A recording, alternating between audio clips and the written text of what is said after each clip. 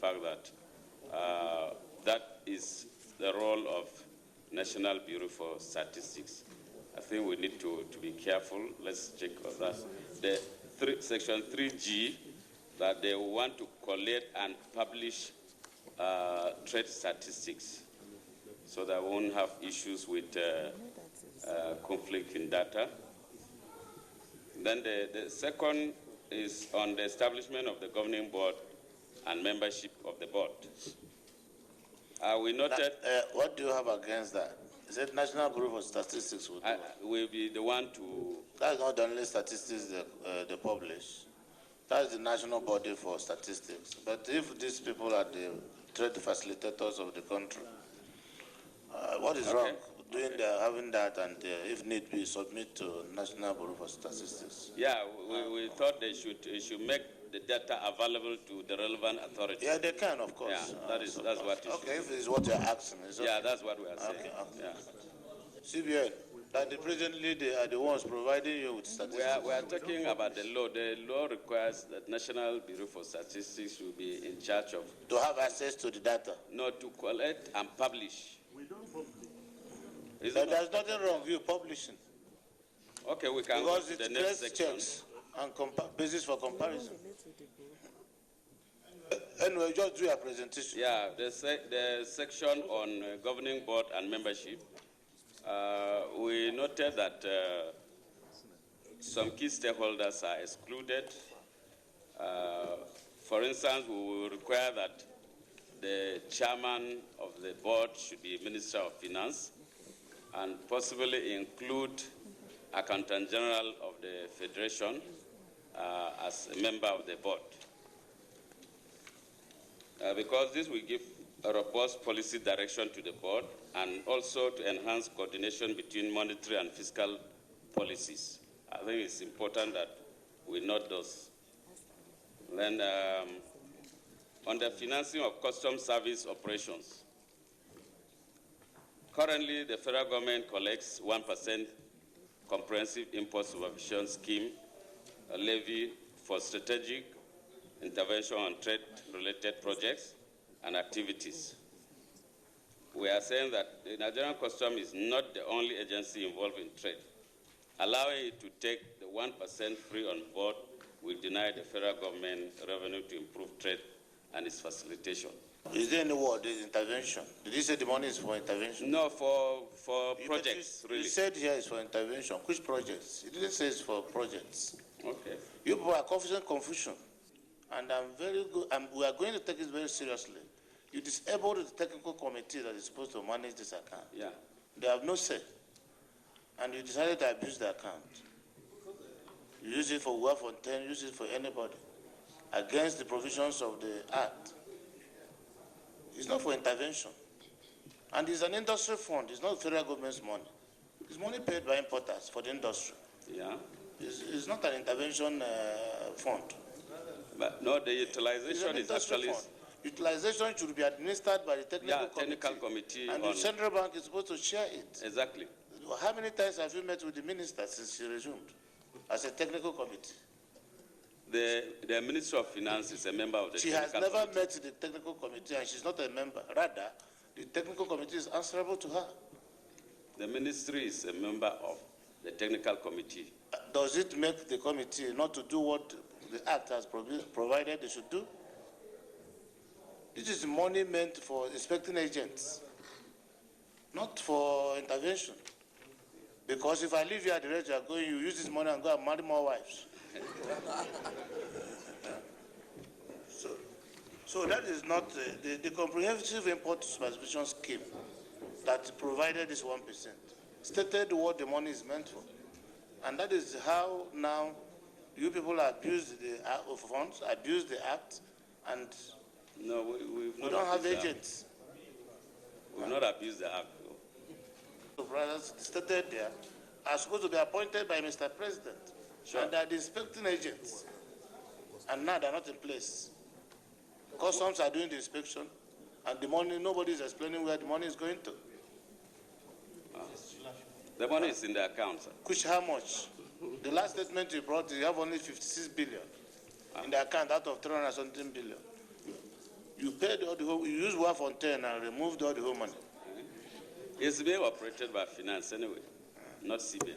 When we talk of custom territory, it's either outside custom territory or within custom territory. Anybody operating in NEPSA or in the free trade zone is within the NEPSA authority and it's outside the custom territory. That is the regulation, sir. The concessioning thing was driven by you, BPE. Yes, sir.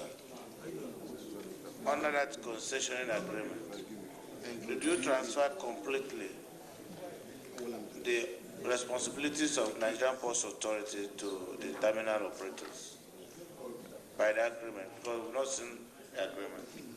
No, sir. Our transfer to the private sector was terminal operations, the offloading and unloading of cargo, storage, and then before it's being cleared by the authorities, the custom, and then taken out of the ports. That's the only thing that was ceded to the private sector. Looking at the SEMA that the Nigerian Ports Authority were supposed to provide for use by Nigerian Customs, things like government warehouse, things like forklifts, cranes, scanning machines. Then under this year program, who did you transfer that responsibility since you made the Ports Authority now a regulating agency? As to government warehouse, I think I'm aware that the Nigerian Ports Authority actually transferred the government warehouse to Ikorodu lighter terminal that is there to serve as the government warehouse. So where? Ekpe, sorry sir. Under what law will you move government house that will be used by Tinkan Island must go to Ikorodu? Who, under what law? Well, because it's a provision that should be within the terminal by what I have here. And who takes care of the security of the goods from point A to point B? I think is the custom is involved in moving the cargo to that. Under what law? Under what law is custom for involved? the law, honestly, I don't know, sir. Welcome back. The program Senate 109 Interactive this week continues. I still have with me in the studio the Chairman Senate Committee on Media and Public Affairs, Senator Sabi Abdullahi. Senator, thanks for still staying with us on the program. Yeah. Now, while we took that short excerpt from the public hearing, it was on the work of the Senate to amend the law establishing the Nigerian customs. And that brings to mind the efforts of the Nigerian Senate to ease the processes of doing business in Nigeria. How far has the Senate gone in tinkering with some of the laws that govern doing business in Nigeria? Will they be ready to govern or to drive 2017 budget? Well, thank you very much. I think, like you rightly said, we had the National Assembly Business Environment Roundtable, and I remember we are, in one of your programs, the Good Morning Nigeria, at that particular time to highlight issues that has to do with that. Now, the essence of that intervention is for us to look at obsolete laws and even non-existing laws that we know impact negatively on the business environment in Nigeria. And I think we have tabled about 54. We identified 54 such laws. 44 of them are receiving various stages of attention right now. But of note is that most of these laws, for example, the Railway Act, which hitherto had not allowed the private sector to participate, this has been passed, and I think when the House of Reps concord on that, it will be sent to Mr. President for assent. Now, this law is designed to ensure participation of private sector in the management of the railway. Here we are going to have a separate regulator where we also have operators like we have in the telecom. Now we also have the Road Authority Bill, which itself is designed to ensure that there will be concessioning of Nigerian roads so that they are in very top shape, and that way private sector can bring in their own equity share in investment so that the federal government can have some freedom to use its funds for other social services. Now, we also have bills like the, what do they call it, electronic payment system, which has been a key constraint in doing business in Nigeria. That itself is there. We have the warehouse receipt bill, which has actually been passed. We are just waiting for concurrence, and all of these, as soon as the concurrence are done, they will be sent to Mr. President for assent. Now, there are so many of these bills that are at various stages, but most of them are either at the stage where we have gone for public hearing. So when we resume, there is going to be an increase or intensity in terms of public hearing for some of these bills. And I think the Nigerian Customs bill you talked about actually has never been, amended. And we know that trade facilitation is the key to, diversifying our economy. And I think the essence of that is to, bring the Nigerian customs to modern, practices in terms of trade facilitation and also all the other jobs that the customs are known for. So these are many other bills, like I said, are in the process, and we have committed to making sure that by the first half of 2017, most of these bills must be ready. About the 2017 budget, is the Senate or the National Assembly assuring Nigerians that there will be no padding? Well, there has never been padding. And I still insist that as far as the National Assembly is concerned, the National Assembly does not engage in padding. Because every proposal that comes to the National Assembly is a proposal, as far as we are concerned, that we must take through by doing due diligence on it. And at the end of the day, after the due diligence, and when the budget is finally passed, we take it to the president for his assent. And when he assents to it, then it becomes law.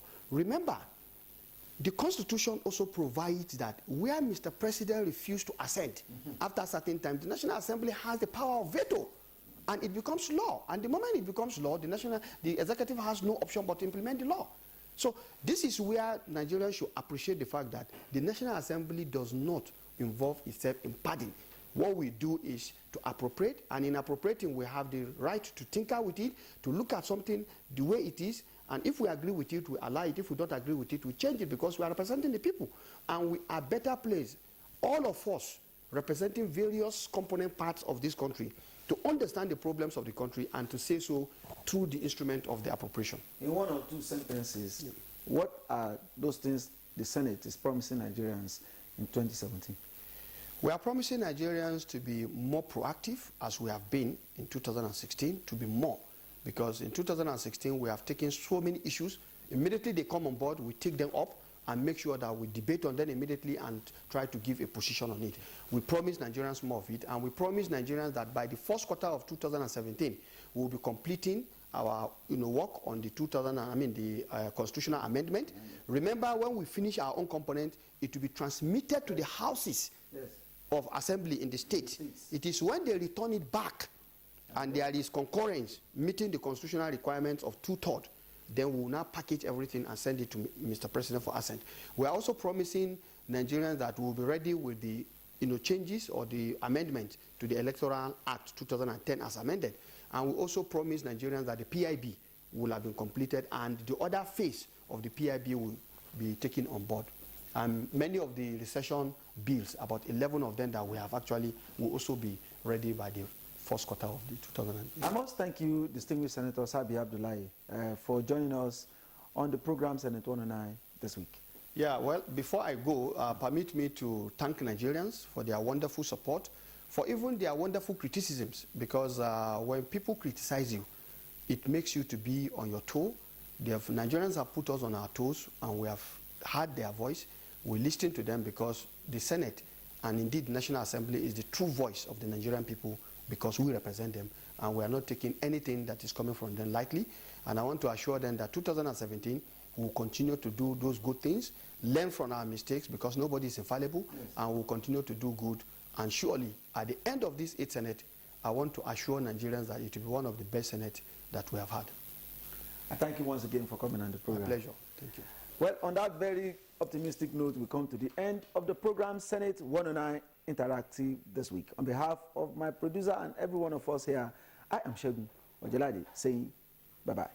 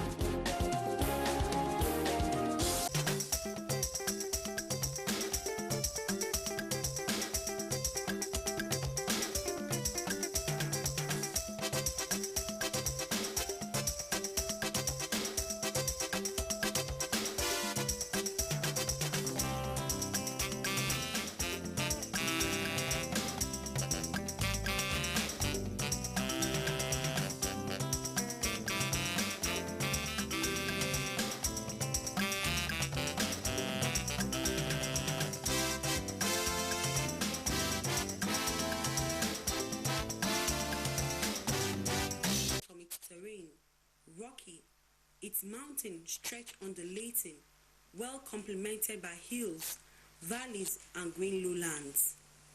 Oh, I love Plateau State. It's a beautiful land endowed by nature with rich and fertile soil. Its climate, Mediterranean, tolerates the cultivation of vegetables of all kinds: carrot, cucumber, green beans, cabbage. Oh, so much of it. The weather is something else, very friendly and accommodating. Little wonder it is a heaven for the Europeans as well as nationalists from other states of the Federation. I love Plateau State because Plateau State is a very beautiful state. The people are accommodative, they are friendly, they have different kind of food. See the rocks, the valley, the weather. And I think I love Plateau State. It's just beautiful, a place everybody should come and see. What I like about Jos is that the weather is very conducive, and the people, they are very social. They relate with people a lot, and they are friendly. Plateau State is a home to be, you know, the beauty of the place. We are blessed with so many resources, the rock, everything. At least it beautifies our environment. Plateau is a nice place to stay. It's full of hospitality, everything. At least it's home to be. I love Plateau State primarily because of the weather. I love cold weather. If it could be cold like this 13 months in a year, I'd love it. The terrain is also very beautiful. The people in Plateau State are also very, very friendly. It's a lovely state. I love Plateau State. I love Plateau State because environment is welcoming, is friendly. I also love Plateau State because I grew up in Plateau State, so that natural love will definitely flow. Actually, the weather condition in the plateau is very nice because, as you can all see, people from neighboring states normally come here because of our weather. And the people of Plateau are very nice people, friendly, kind. I love Plateau State because of the weather condition, and it makes it possible for a lot of vegetables and other kinds of fruits to be grown, and it gives me a lot of I have varieties to pick from. I think I love that. I love Plateau State because I was born in Plateau State, and then I love Plateau State again because they have good weather. The land is fertile for agriculture.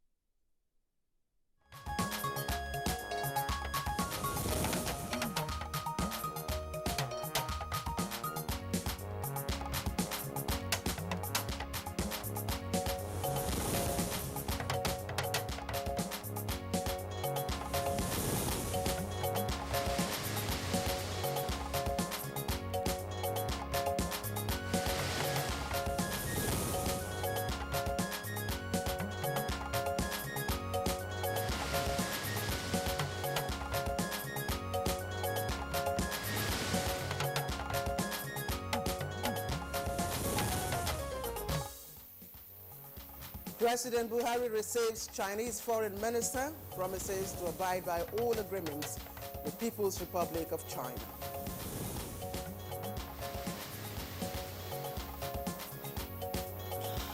Senate deliberates on ban of land deportation of vehicles, and House of Reps to investigate Financial Reporting Council of Nigeria.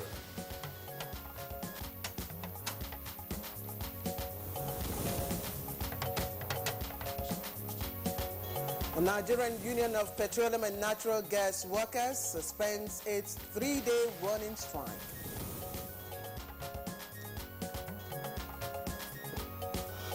Good Morning Nigeria today focuses on the legislative agenda for 2017.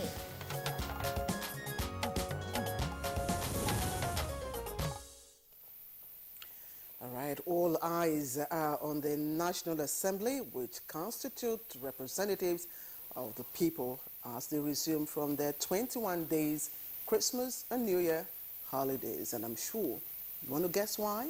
Well, Kingsley, I don't have to ask you. Well, I mean, it's fairly obvious. Nigerians are looking up to the federal lawmakers to provide the needed push to get the country out of the current economic recession. Of course, that's just the right answer.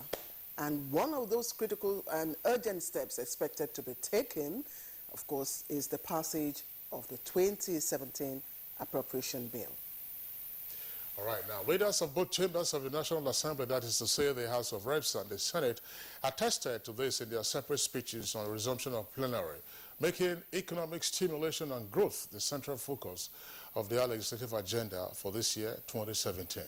Now, according to the agenda, the 2017 budget remains the major tool to rejig Nigeria's economy and pull it out of recession.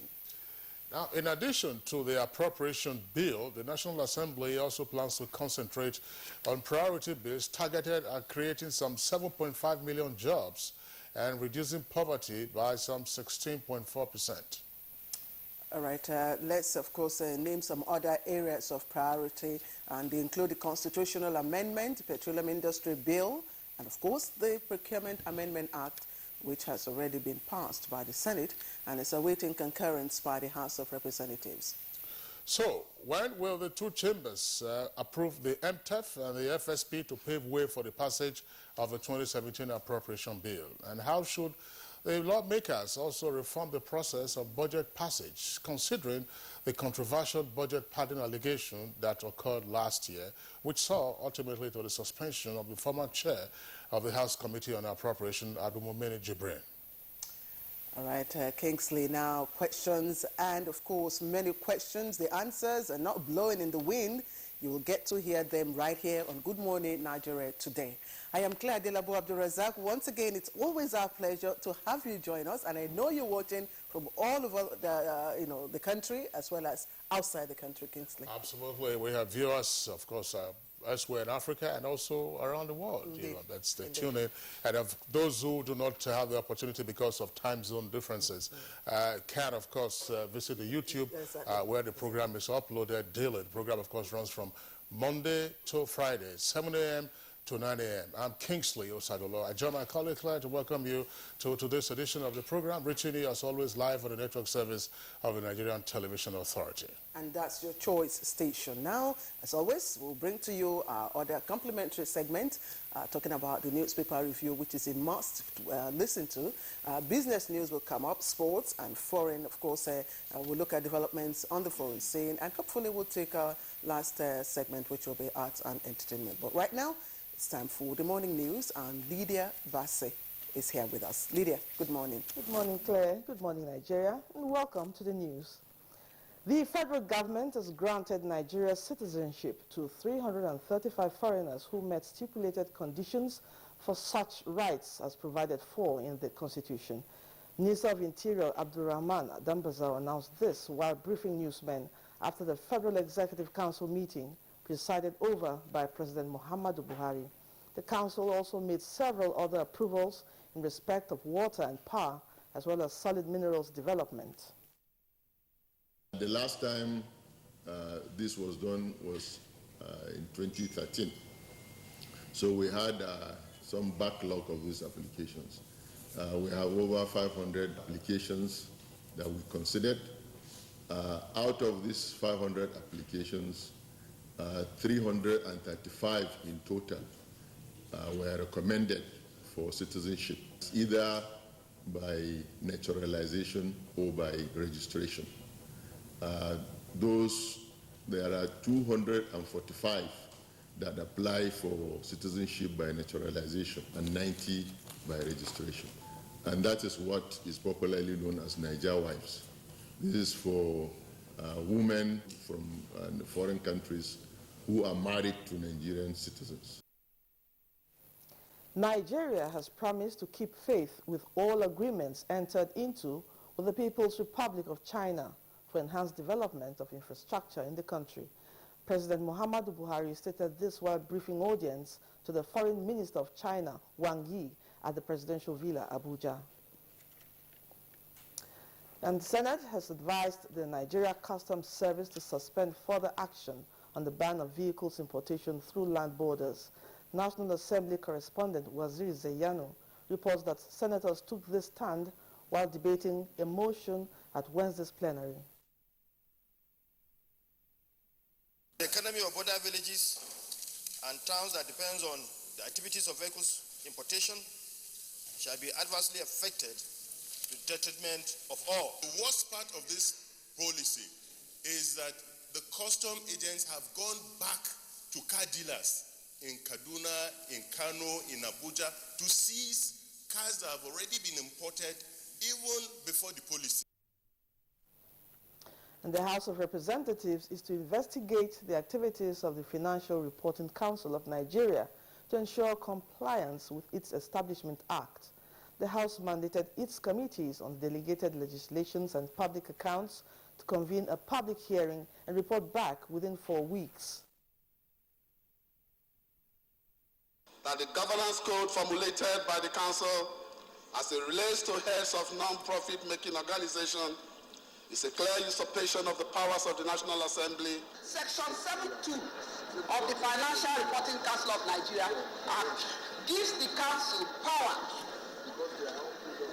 enforcement of compliance with accounting, auditing, corporate governance and reporting standards in Nigeria. That is what it is. No more, no less. How the body wandered into other issues is still a mystery. The Nigerian Union of Petroleum and Natural Gas Workers, NUPENG, has suspended its 3-day warning strike, which started in the early hours of Wednesday. The decision to suspend the strike was reached in Abuja during a meeting chaired by the Minister of Labour and Employment, Chris Ngige. The minister said the meeting agreed to continue to dialogue with implementation of agreements reached by the international oil companies with their workers are to be carried out to the letter. Before the execution of the CBA, as directed in the past, those workers will be entitled to all their entitlements, salaries, allowances, and even period of service will be computed as if they were never. Satisfied with the commitment shown today. I wish in all our meetings this show of commitment will be displayed by both the industry players. We have decided to suspend 3 days warning strike that commenced today, and also asking our members who are about their respective responsibilities in the oil and gas sector. Pengassan, which gave 2 weeks ultimatum to commence strike over lingering crisis with the international oil companies, has also agreed to shelve its industrial action. And now to matters of health. The United Nations Population Fund and Kaduna State government have pledged continuous partnership in providing quality health care and education to the people of the state. This was when the executive director of ANFA, Professor Babatunde Oshotimehin, called on the state governor, Malam Nasir Ahmed El-Rufai. With Kaduna State, it's not just going to be about health, it's going to be about education, it's going to be about gas education, it's going to be about rights of girls, it's going to be about ensuring that people have access to information. Once you have a coordinated system like that, people will come. Our healthcare team has won 2 consecutive first prizes for its work during the Maternal, Newborn and Child Health Week. The UN AIDS Award is a further recognition of the determined effort of Kaduna State. Kaduna State is making to reduce infant and maternal mortality through various initiatives, including immunization and supply of vitamin A to babies, provision of iron tablets and folic acid to pregnant women, and their careful treatment of malaria. And now security. The Nigerian Armed Forces have reaffirmed its commitment to end insurgency in the country by re-strategizing their operations. Theater Commander of Operation Lafia Dole, Major General Lucky Rabo, made this known while briefing commanders and journalists on progress made so far in the war against insurgency in the country. Our gallant troops have continued exploitation and mop-up operations against the fleeing Boko Haram terrorists. The activities of the week under review show that the Boko Haram terrorists are truly in disarray and are equally very, very desperate. At this stage of our fight against terrorism, I urge you and members of the general public to continue to be more security conscious. Given the apparent end of Boko Haram terrorists, they are changing their modus operandi. As you go about your normal activities, be careful to know who is knocking at your door before opening. And that's the news for now. Claire and Kingsley will be back after this break. Good morning. If you hear a bomb explosion or gunshots of an active shooter, that might be a terror attack. At such times, always remember 3 action words. Run, hide, report. Don't try to run towards the terror scene to save the situation, because there might be a second bomb blast or another attack. Run far away and take cover. Make sure you are safe first. Yes, it is in our nature to sympathize over the hurt, but remember, only trained personnel can help in such situations. When in a secured environment, promptly call relevant authorities and help will come. For anonymous reporting, call 09630-3250-5 or 0813-2222-106. If you see something, say something. Nigeria unite against terrorism. This message is brought to you by the Federal Ministry of Information and Culture.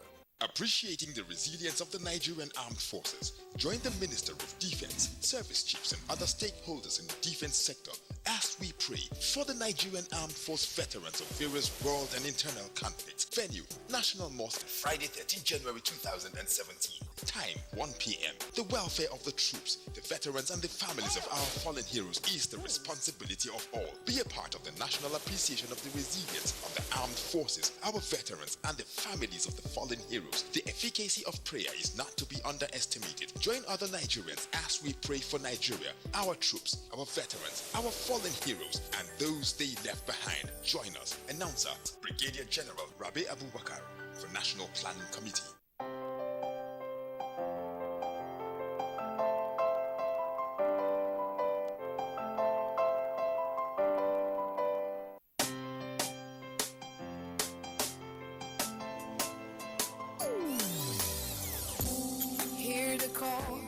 Call of change, stand up, Nigeria.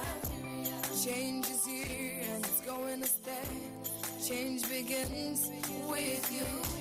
Oh yeah, make we go. Dirty soul, so let the change begin from within. Look at you, oh Gerula. Change begins with you and me. Change begins with me. Change begins with me. Change begins with me. All right, thank you for joining us again. If you've just tuned in, this is Good Morning Nigeria, and it's happening live on the NTA. And we're talking business now. And Nigeria, of course, sharing news. Nigeria, we're told, has reclaimed its top position in Africa oil production. Now, that's ahead of Angola. And I don't know if Kingsley is listening. Maybe this is probably production has picked up in the Niger Delta region. Could it be? That's part of the indication. Okay, That's right. okay. So that's good news coming out from that end. Also, we hear that the Nigerian Electricity Regulatory Commission, NERC, is reading Riot Act to discourse on prepaid meter installations. Amina Noshin tells us more.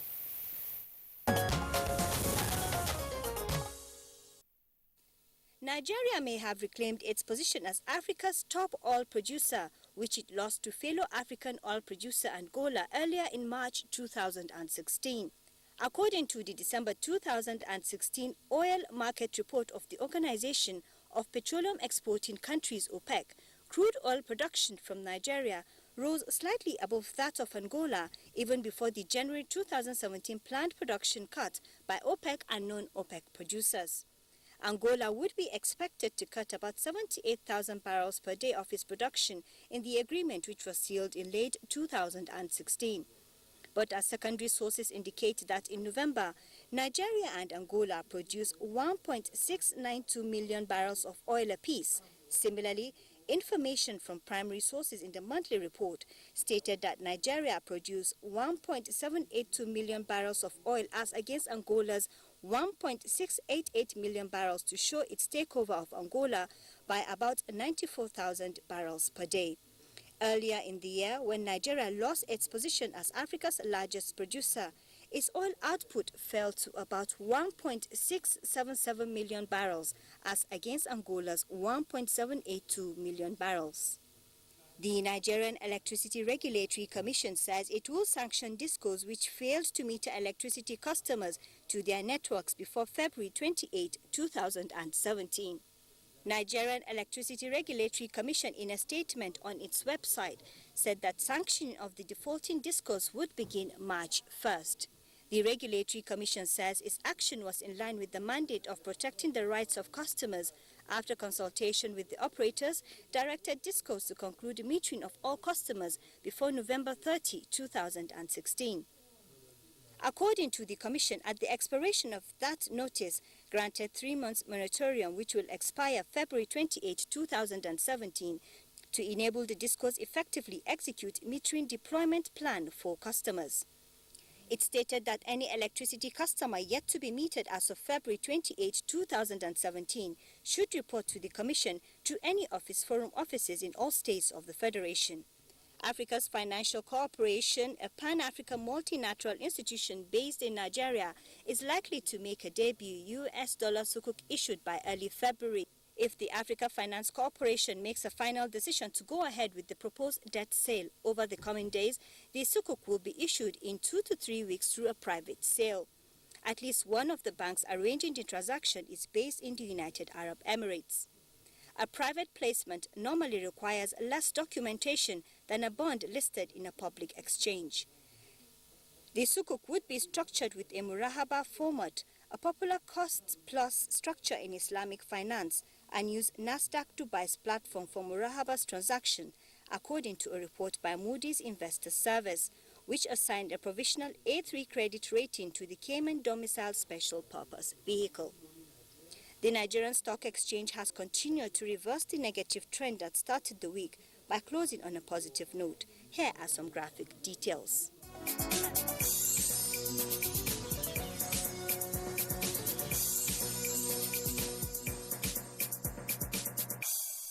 I am Amina Nujain. All right, thank you very much there, Amina, for the business package. Up next for us now is a review of the headlines in some newspapers this morning.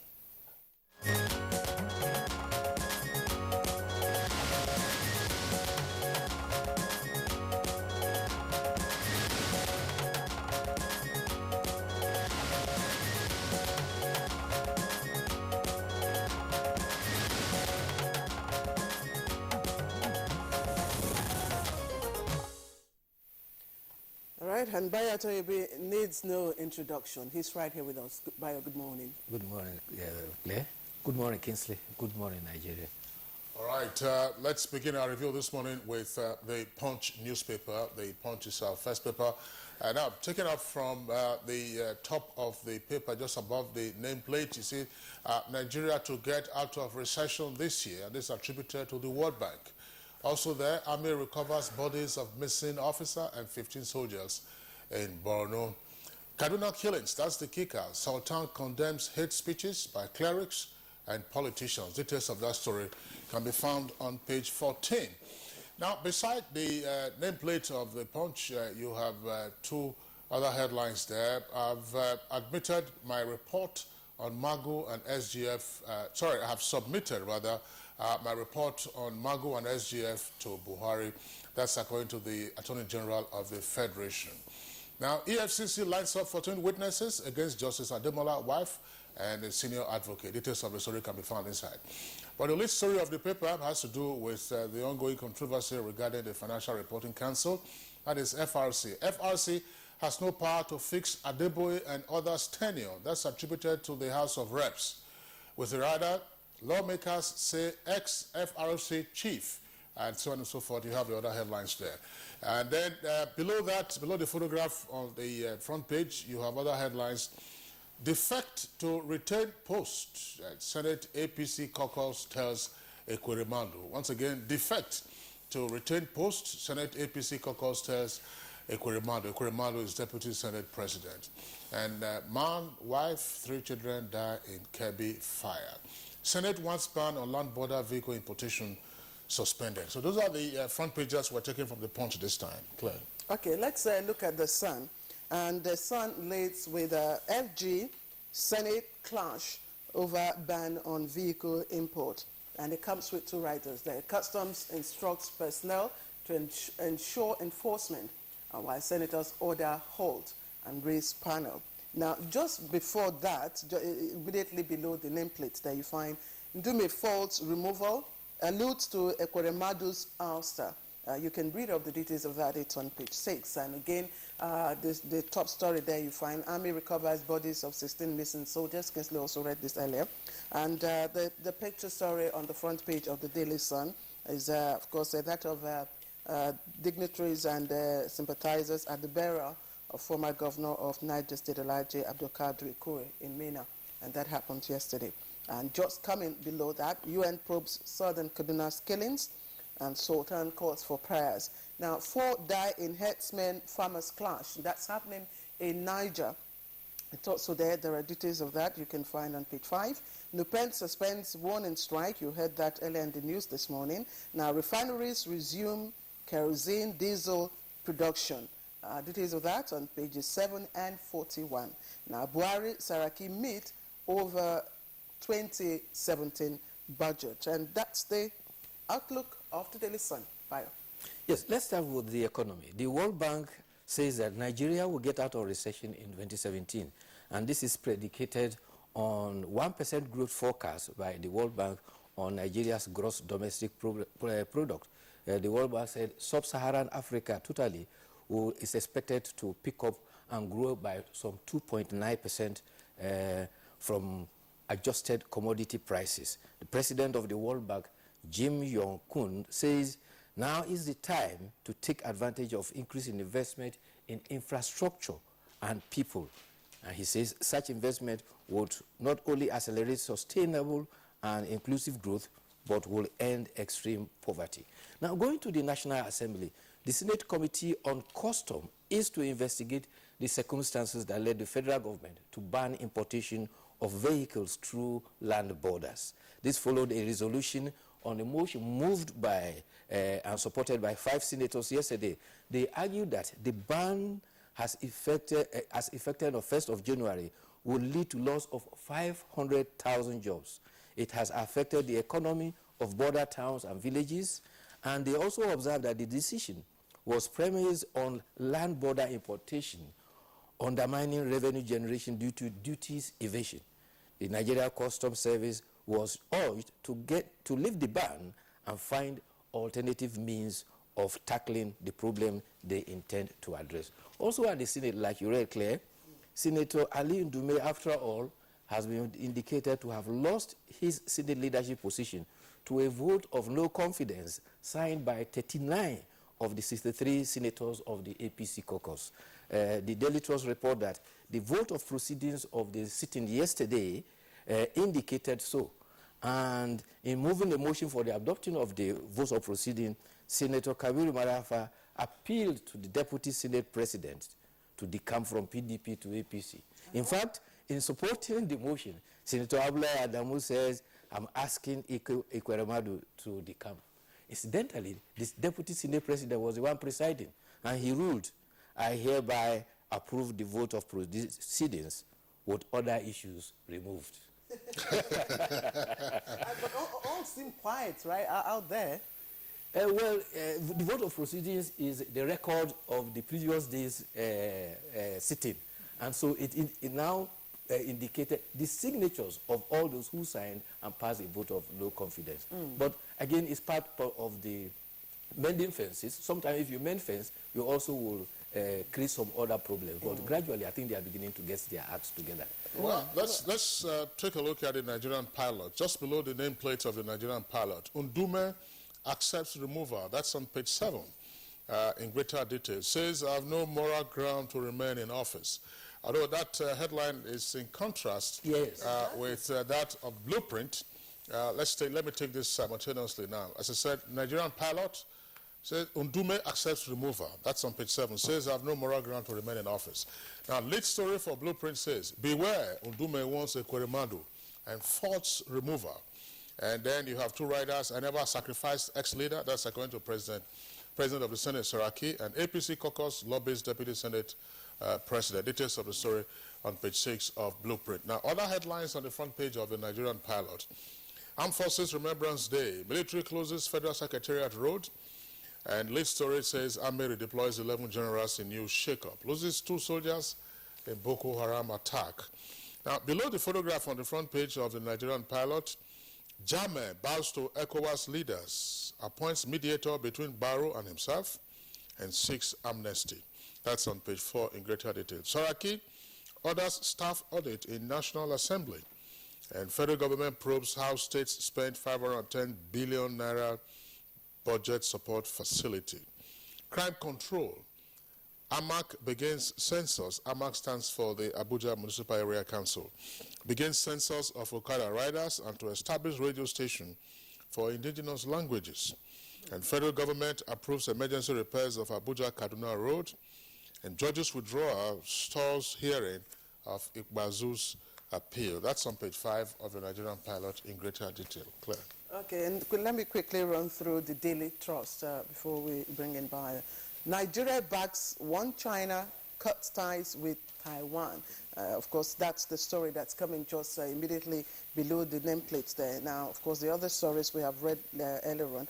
FG states budget 5.6 trillion naira for salaries and overheads. And just below that, if you can see, you have, of course, a detailed graphic representation of, the 2017 FG and states budgets, clearly, spelled out there. And, of course, trending at the bottom, all the stories. Refineries resume kerosene, diesel production. And FEC approves 1.7 billion naira for water project in Katsina. And former Niger Governor Kure interned in MENA. All right, Bayo, what should be of interest to Nigerians? Yes, quickly let's look at the sad situation with the Nigerian army. The report about the recovery of an officer and 15 soldiers, and they have been accorded the honor of full military honors in their burial. It is not a recent development. Actually, they were declared missing in action in October of last year. The theater commander of Operation Lafia Dole, Major General Loki Irabo, says that Lieutenant Colonel C.K. Yusuf, who was the commander of the 223 tank battalion and 15 soldiers, have been given full military honors. The other sad story is also the story from Kebbi, where in the village called Koko, a man went to bed with his wife and 3 children, and because there was power outage, he switched on his generator and left it on. Unfortunately, when power was restored, his house got gutted in fire.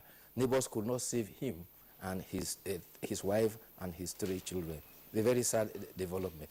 The other interesting story from abroad. First, in Nicaragua, Daniel Ortega, 71, has been sworn in as president of Nicaragua for a 3rd term.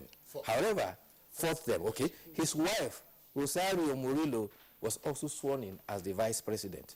It is the first time in the Central American Republic where you are having a husband and wife become president and vice president. We hope that he will also not appoint his children into key positions. In Gambia, a high-powered ECOWAS mediation committee led by President Muhammadu Buhari is to visit Gambia tomorrow. The mediation team will hold a meeting with the outgoing president and the president-elect. The Gambia Supreme Court declared Monday that it could not sit on the case by Yahya Jammeh until May. In the meantime, President Yahya Jammeh, in the broadcast yesterday, has announced appointment of Justice Emmanuel Fagbenle as the mediator between himself and the president in waiting. You recall that during the bicentennial celebration, Yahya Jammeh has actually said, when Nigeria sneezes, the rest of West Africa catches cold. He should be reminded that President Muhammadu Buhari is leading other ECOWAS leaders to mediation. He had better not get them to sneeze. That's right. And let's leave it like that and see how it goes. Just on the Nicaragua situation, Manuel Ortega has been around for a pretty long while now. Yes, that's a very And of course, Nicaragua has been out of global news, apparently because the Americans have lost a great deal of interest. We saw the battles that they had with the communists in the 80s in that enclave, or in that particular part of the country. But the nepotism that you talked about is also rife elsewhere. I mean, you go to Angola and you find children of the president who are also very influential in governance. You go to Uganda, it's the same thing. And there's also the creeping nepotism now about President-elect Donald Trump, who's tapped one of his sons. His son-in-law. Yes, you know, well, it's his son, by the way, his son-in-law, as his advisor. So it's a fairly common phenomenon in some other parts. Of course, this would provoke a great deal of reaction, Claire. Claire, this will interest you. A Middle East airline had to cancel one of his flights when they found a snake on the plane. That was Emirates. That was Emirates airline. And not However, there were no passengers on the airline. The snake was found in the cargo, and they made sure the snake was caught. Let me just let out a secret. I didn't mention that name. That's how much it frightens me. Okay, well, I don't know how much this will frighten you, or, well, probably be some news for others. Blueprint. That's below the nameplate. MMM. Anxiety as subscribers await January 14 return. MMM. Anxiety as subscribers await January 14 return. That's just about 2 days from now. It's like, I think you need to read that over and over again. Because a lot of people are actually, on the waiting list. There were also ones, a Ponzi scheme they were told, but let's see how it plays out. Now, below the photograph on the front page of the blueprint, there are other headlines, pretty sad developments there. Troop arrest, in some cases. Troops arrest 963 Boko Haram members in Borno. That's good. Now, 500 houses burnt, 2 killed in Fulani Bachama youth clash. That's on page 14. Shetima, that's governor of Borno, indicts UNICEF and 126 NGOs. And court convicts 75-year-old man for defiling girl aged 5. And farmers allege fraud in CBN Anchor Borrowers Program. That's on page 43. Well, just to return to the Gambia issue, and there's a report on page 3 of the Daily Trust, speaking to the issue that the reps, members of the House of Reps are debating asylum for Jammeh. Yes, there was a motion yesterday that was proposed by Honorable Sani Zoro that took as a measure to facilitate the peace in Gambia, Nigeria should grant asylum status to President Yahya Jammeh. I think that motion is likely to be debated upon today. Yes, but here, just the last paragraph said, when Speaker Yakubu Dogara put the motion to a voice vote, the majority of the lawmakers shouted nay, but the Speaker ruled in favor. Well, what the gavel says becomes the ruling of the House. I'm just wondering, yeah, that's fine, but, granting asylum is usually the business of the executive, by the way. But is it legislative responsibility? Well, is it out of place for the legislature to recommend?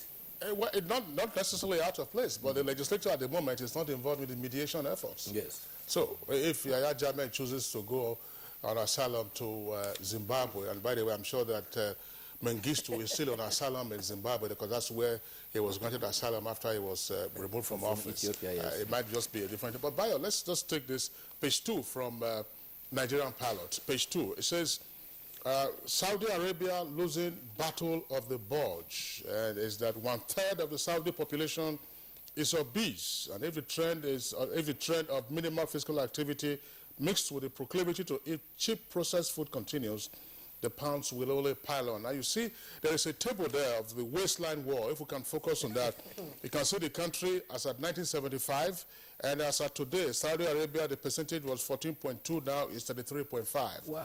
But take a look at this. Oman, 7.6, now 26.4. Qatar, 14.9, now 36.9. And the U.S., in 1975, it was 12.1. busting now at 34.2%. UK, only 9% in 1975, today 27.3. Japan, 1.1, 3.3.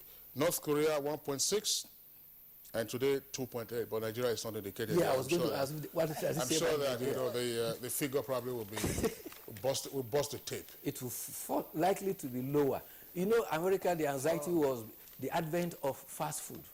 It created to the problem of obesity in that their climate. And when they started exporting shops for fast food, it got to they exported that obesity around the world. Around the world, yeah, that's right. That's Okay, just before we go, Kingsley, gentlemen, Nigerians are beginning to go green.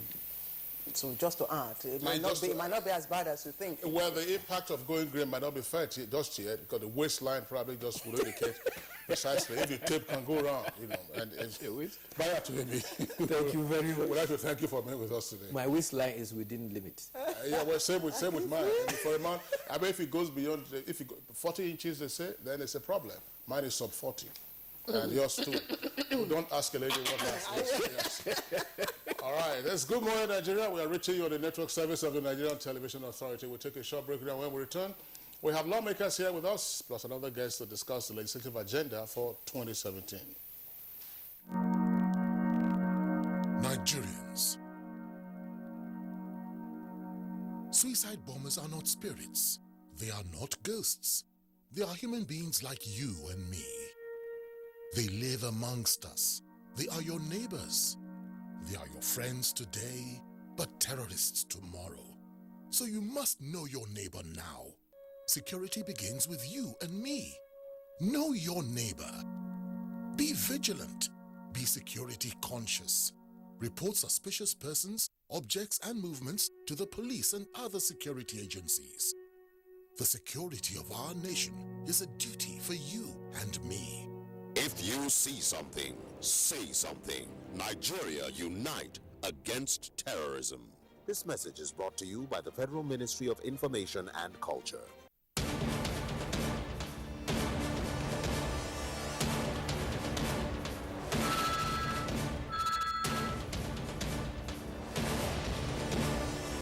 Okay, sir. You may now go in for your interview. Thank you. My shoe. And to think I just bought this very expensive foreign shoe 2 months ago. So sorry about your shoes. This is why I advise my friends to always patronize made in Nigeria products. See this shoe.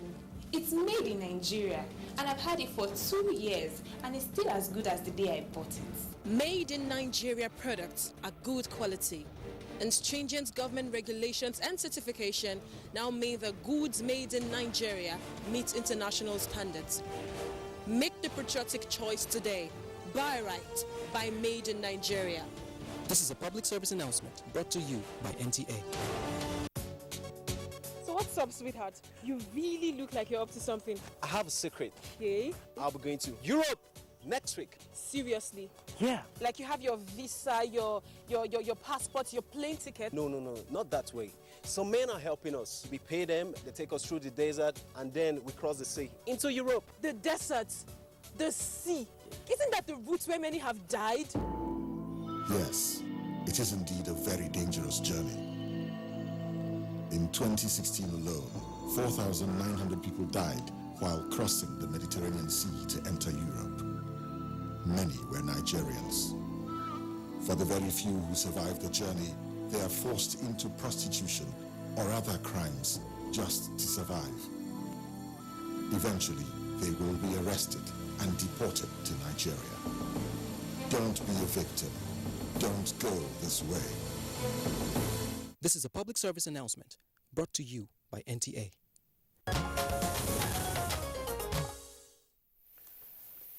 All right, let's kick off our conversation. As usual, we'll begin with a backgrounder, and today our backgrounder will be done by Timothy Yusuf, and that's, of course, on the National Assembly, which resumed plenary after the Yuletide holidays with a determination to promulgate necessary laws that will move the nation forward. Let's listen into the backgrounder now.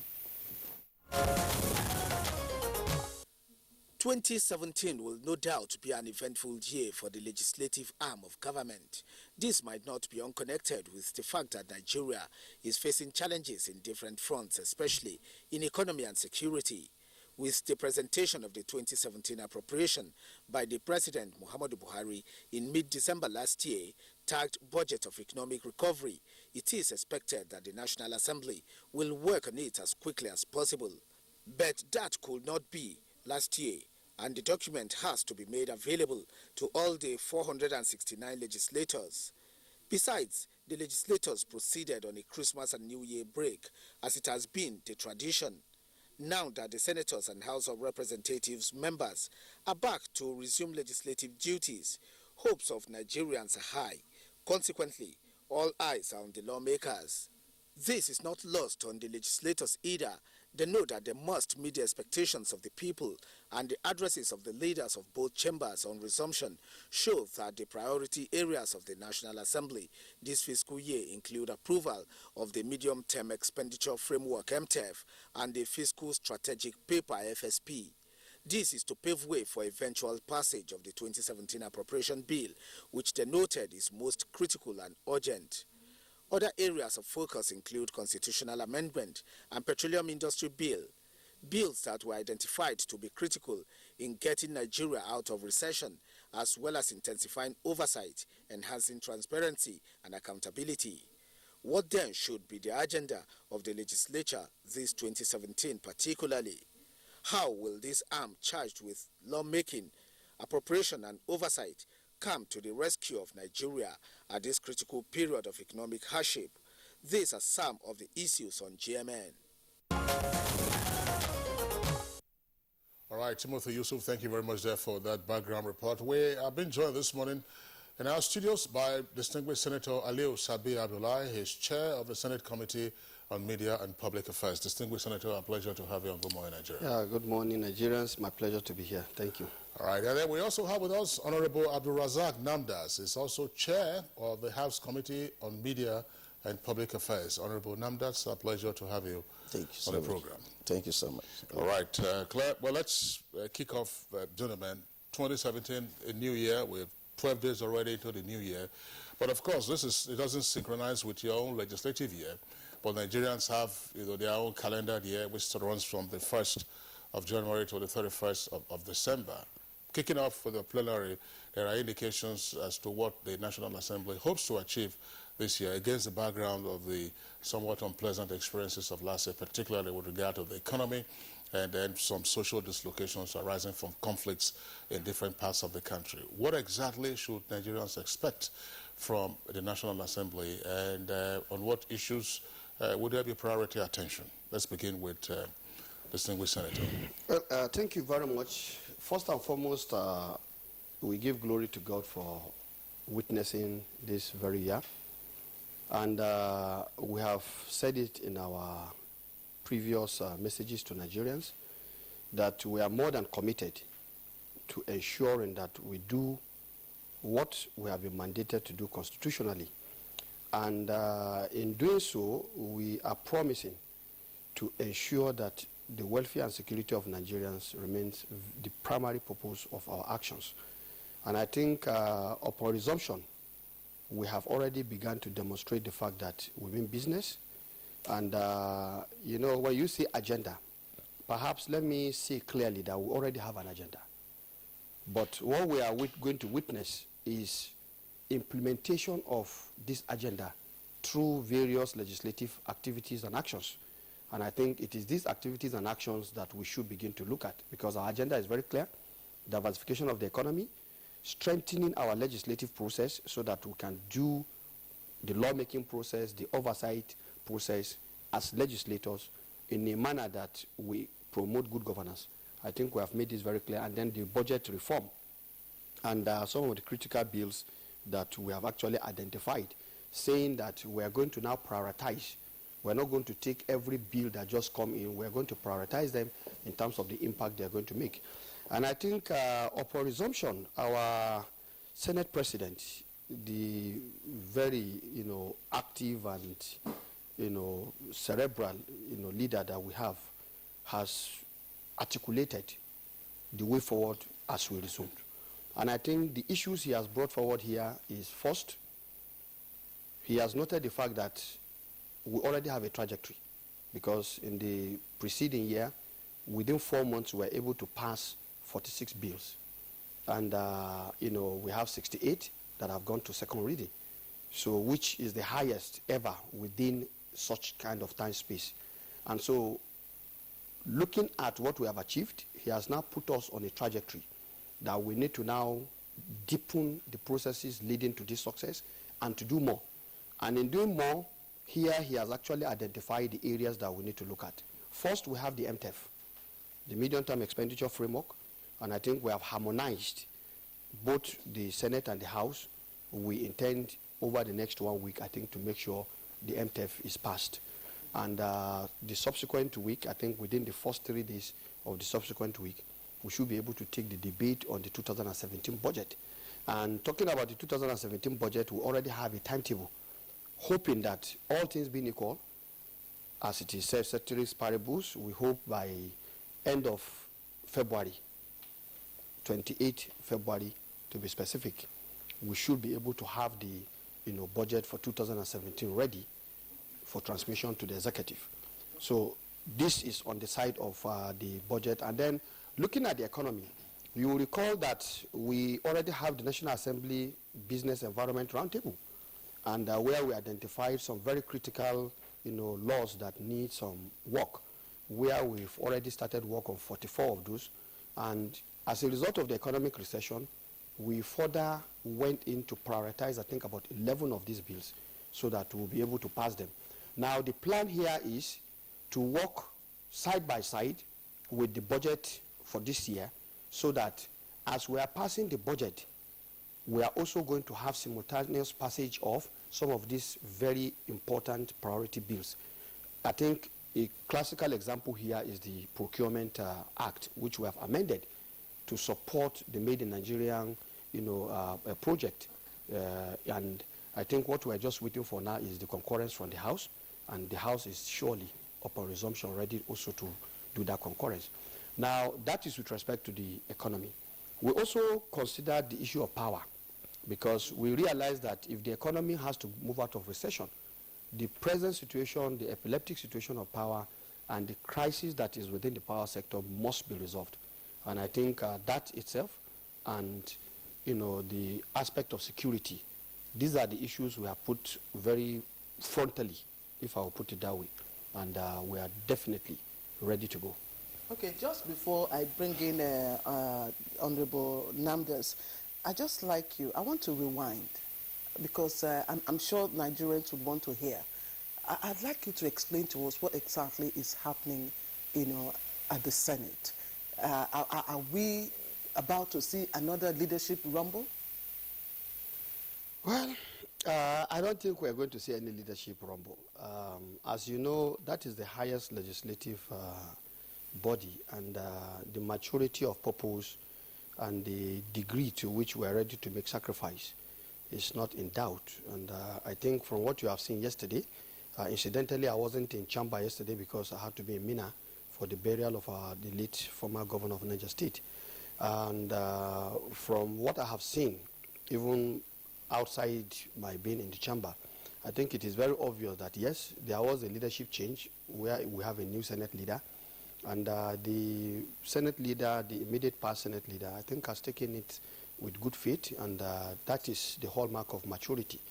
And I don't think I'm expecting, from my own perspective, to see any rumble, because we have a lot of work to do. And of course, we knew fully well that the crisis itself had actually stalled some of our energy. And I think now that this has happened, I want to submit that surely we are ready to rather consolidate and be more united and focus on what we do, rather than to allow any leadership crisis. Kingsley, if you permit me, and I know we want to bring in Honorable Namdas, but there is a pointer from the papers we read, to possible ouster of the deputy senator, president. No, is that just a rumor? No, I don't. That is not that. You see, sometimes as politicians and as legislators, of course, in the course of talking, we tend to, make comments. Of course, everybody knew fully well that there are people who are not happy with the fact that we don't have the same party in charge of the, presiding officer thing. But it's just maybe lobbying to say that it would be a nice thing if he comes back to APC. And, so if he comes back to APC, was he always in APC? Well, that is just somebody saying. And so I cannot, I don't know the circumstances under which he made those comments. But the truth of the matter is that I don't think, that is the case, because what we are looking at is he has been a very detribalized and, very focused leader. He has contributed immensely in taking, the stabilizing the Senate for us to do the good work we are doing. He is the chairman of our Constitutional Review committee, and he has brought his wealth of experience to bear on what we are seeing as so far the output of that committee. So I don't think there is anybody who is going to, create any ripples within the issue of our leadership. We are rather interested in consolidating our unity of purpose so that we can work together and ensure that, look, this country needs to get out of recession. We need to provide jobs for people. And research is showing that most of the things we are doing, the laws we are going to, pass to support the economic reform, is being stated that we will be able to contribute 7.5, million jobs, and we'll also be able to provide some, GDP growth of about 3.57.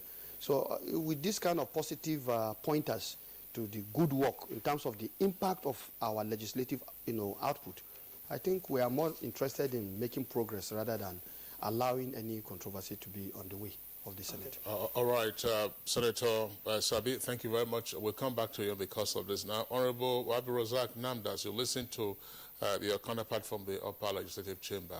What's the perspective of the House on the issues that we will give priority attention to in 2017? Thank you so much. I think the Senator has almost said almost all our position. Nigeria has a bicameral legislature. Anything you do in the upper chamber need concurrence with the lower chamber, and before it becomes a law. And anything you do in the lower chamber need concurrence. So we are almost on the same level. I must say that first, the House of Representatives started in 2016 to ensure that these changes come to stay, because the Speaker commissioned some legal experts to identify about some statute laws in our books that need to be amended, because some of these laws have become almost obsolete. Some of them need to be repealed. Some of them needed amendments, and in line with the change mantra that we are having, we decided to work on that. And this year we ensured that almost most of these bills are already passed, so that the change will be permanent. Because you understand that each time you do changes and you make policy pronouncement, the next person that will come is likely to put your policy on the other side. Just like you can see Obama care is becoming a problem, and Trump is saying that, look, I'm going to repeal the Obama care. But it has to follow due process and takes time before that is achieved. And there's this issue of budget. We have taken budget as a priority, and the Speaker had already said it. We are more experienced also too, because that was the first time the President was also bringing the budget to the National Assembly, and it was the first time we were working with him on that same budget. This will be the second time. And both parties, both the executive and the legislature, believe me, we will improve on that and ensure that Nigerians get the budget. And as the timeline he stated, all is not only for the Senate, it's for all of us. I want to tell you that the Procurement Act he made also, we are working on it, because it takes close to 6 months for the procurement to take place, and it's only better if you want this economy to be faster. We need to also pass. The PIB bill is there, and we are not going to joke with that to ensure that the oil and gas sector is also worked upon. And certainly, we are ensuring our members that there are other priority bills, either private member bills that will come, or the ones that will come from the executive, that will be taken serious attention. I think I would say this is all that we have, because he has said most of all that we want to do.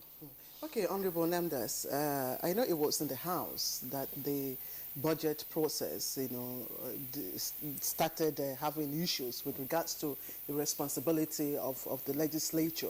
Now, in considering the 2017 budget, if you do observe errors and inconsistencies, to use, the words of one of your members, would you, maintain the status quo that is in, smoothing the processes, or is there a new budget process that you intend to follow? No, I think first there's this important word you use, process. The budget is actually a process. And as the Senate spokesman just said, for example, at the 2017 budget, before we discuss, the law says that the MTF must be passed before you start to even discuss the general principles of the budget itself. And hopefully by Tuesday we are likely to lay this MTF, and we are likely to pass it on Wednesday, and to be specific, next week.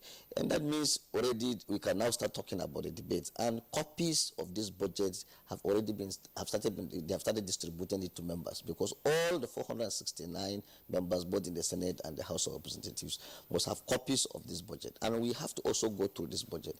And our people should understand that for the mere fact that budget will be laid before the National Assembly shows that there must be second opinion somewhere. Because if the Constitution envisages that we should not tamper, we should not work on the budget, then the Federal Executive Council will have just proposed their budget, they have passed their budget. But since it's going to come to us, we have to work on this budget. Certainly, we will look at what happened in 2016 before you approve the 2017. And again, that is even the more reason why when we talk of doing about oversight functions, we go around to see, look, we have appropriated funds for you. What have you been able to do with this money in this area? Then we look at it. By the time we are coming for an interface between the ministries and MDAs, we'll be able to know how far you have gone. And certainly, what are you proposing, so that we can work on it. And certainly, we must, in one way or the other, tamper with the budget. Certainly, because there are areas, because the document is not a Quran, it's not a Bible, it's a document that will be submitted, and based on the issue on ground, we worked on it. But what I want to tell you, that whatever the National Assembly is going to do on the budget is certainly not personal. It's in the best interest of this country and in order to move the country forward. Don't forget, there are so many experienced legislators in this chamber. Some were governors, some were ministers, some they've been in the House or in the Senate for several years, so they're also experienced. But all the same, we also as new members, we are many agreed, but I think we are learning from colleagues. All right, Honorable Namdas, thanks. But let me pop the question to you both gentlemen.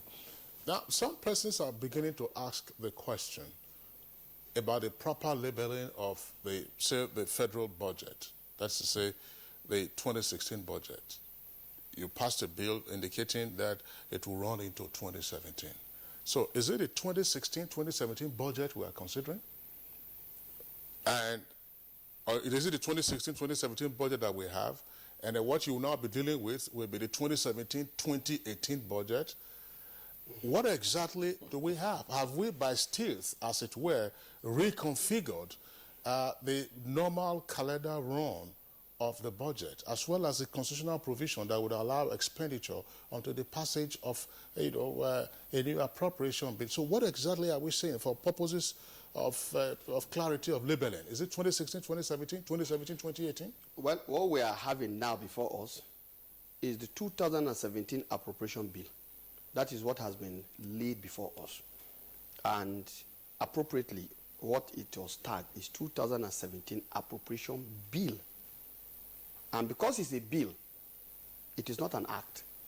It has to go through the processes in the National Assembly. And I think that is what my colleague has just tried to elaborate on. But let me give further clarifications. Now, we know our fiscal year runs from January to December.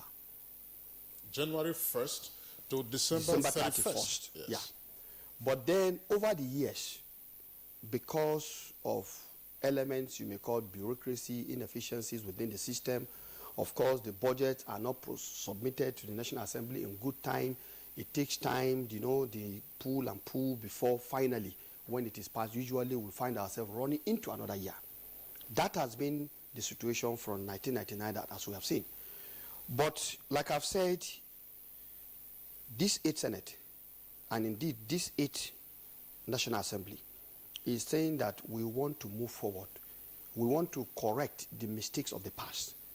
And one of the critical areas we have seen a lot of issues is the issue of the budget process.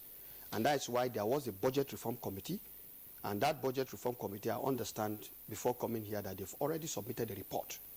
Now, what does all the reform mean?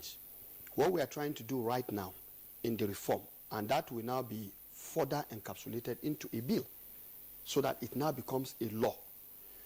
What we are trying to do here is to say that we are going to put in very concise timelines when the appropriation bill should be submitted to the National Assembly, the period the National Assembly will require to process it, when it should be assented to. And I think if we're able to do this, then over the couple of next year, we have already lost this year already. There's no way we can do that. But we are working to see, maybe starting from 2018, if it is possible for this to begin to play itself out, so that we can still revert ourselves back and maintain the fiscal year as it is. That way, we will not run into all of these crises we have. Now, but the other side is that, seeing that every year, by the end of December, there is this confusion about, oh, you need to come back and maybe pass another, law to say that, okay, we are extending the implementation. What we did with the 2016 budget, from beginning, in the wording and even in the provisions, is to say that the budget will run for 12 calendar months, as is constitutionally stated, that the budget should run for 12 calendar months. So we're picking it up to say 12 calendar months, and I think that is why you will not see anybody coming back to say we should come and maybe pass an extension.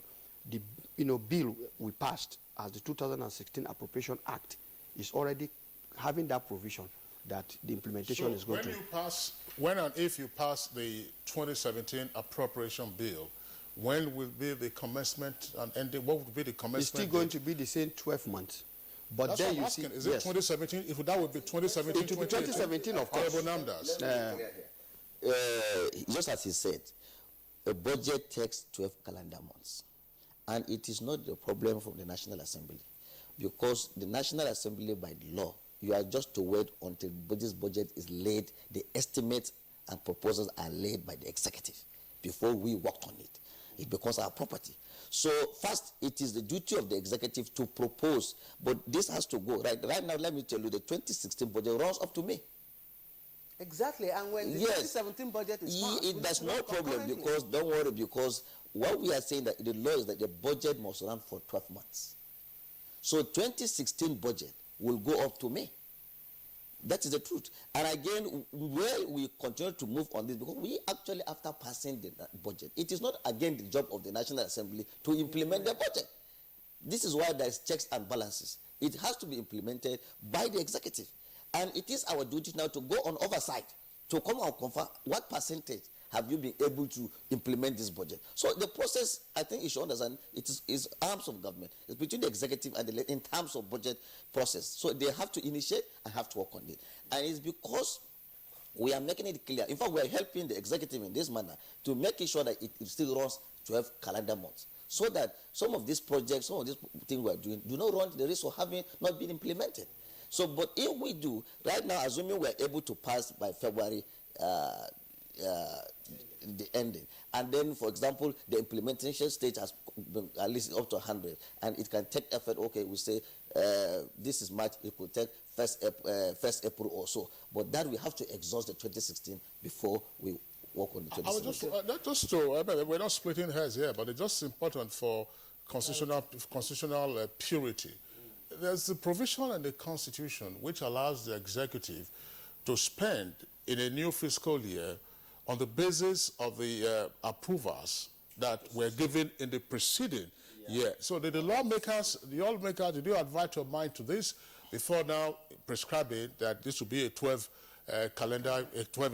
month calendar budget that will terminate sometime in May? Because would there be concurrence of the 2016 and 2017 budget if you pass it by? Yes, let's understand one thing. Yes. It is possible there will be concurrence. After all, in many of these projects, remember we are having a medium-term expenditure framework. And because most of these projects are expected to have, at least some of them will have even 3 years, life cycle. Some of them will have 2. Some might even be 1 year. So depending on the type of projects, But of note here is we've had a lot of abandoned projects, especially in infrastructure, roads in particular.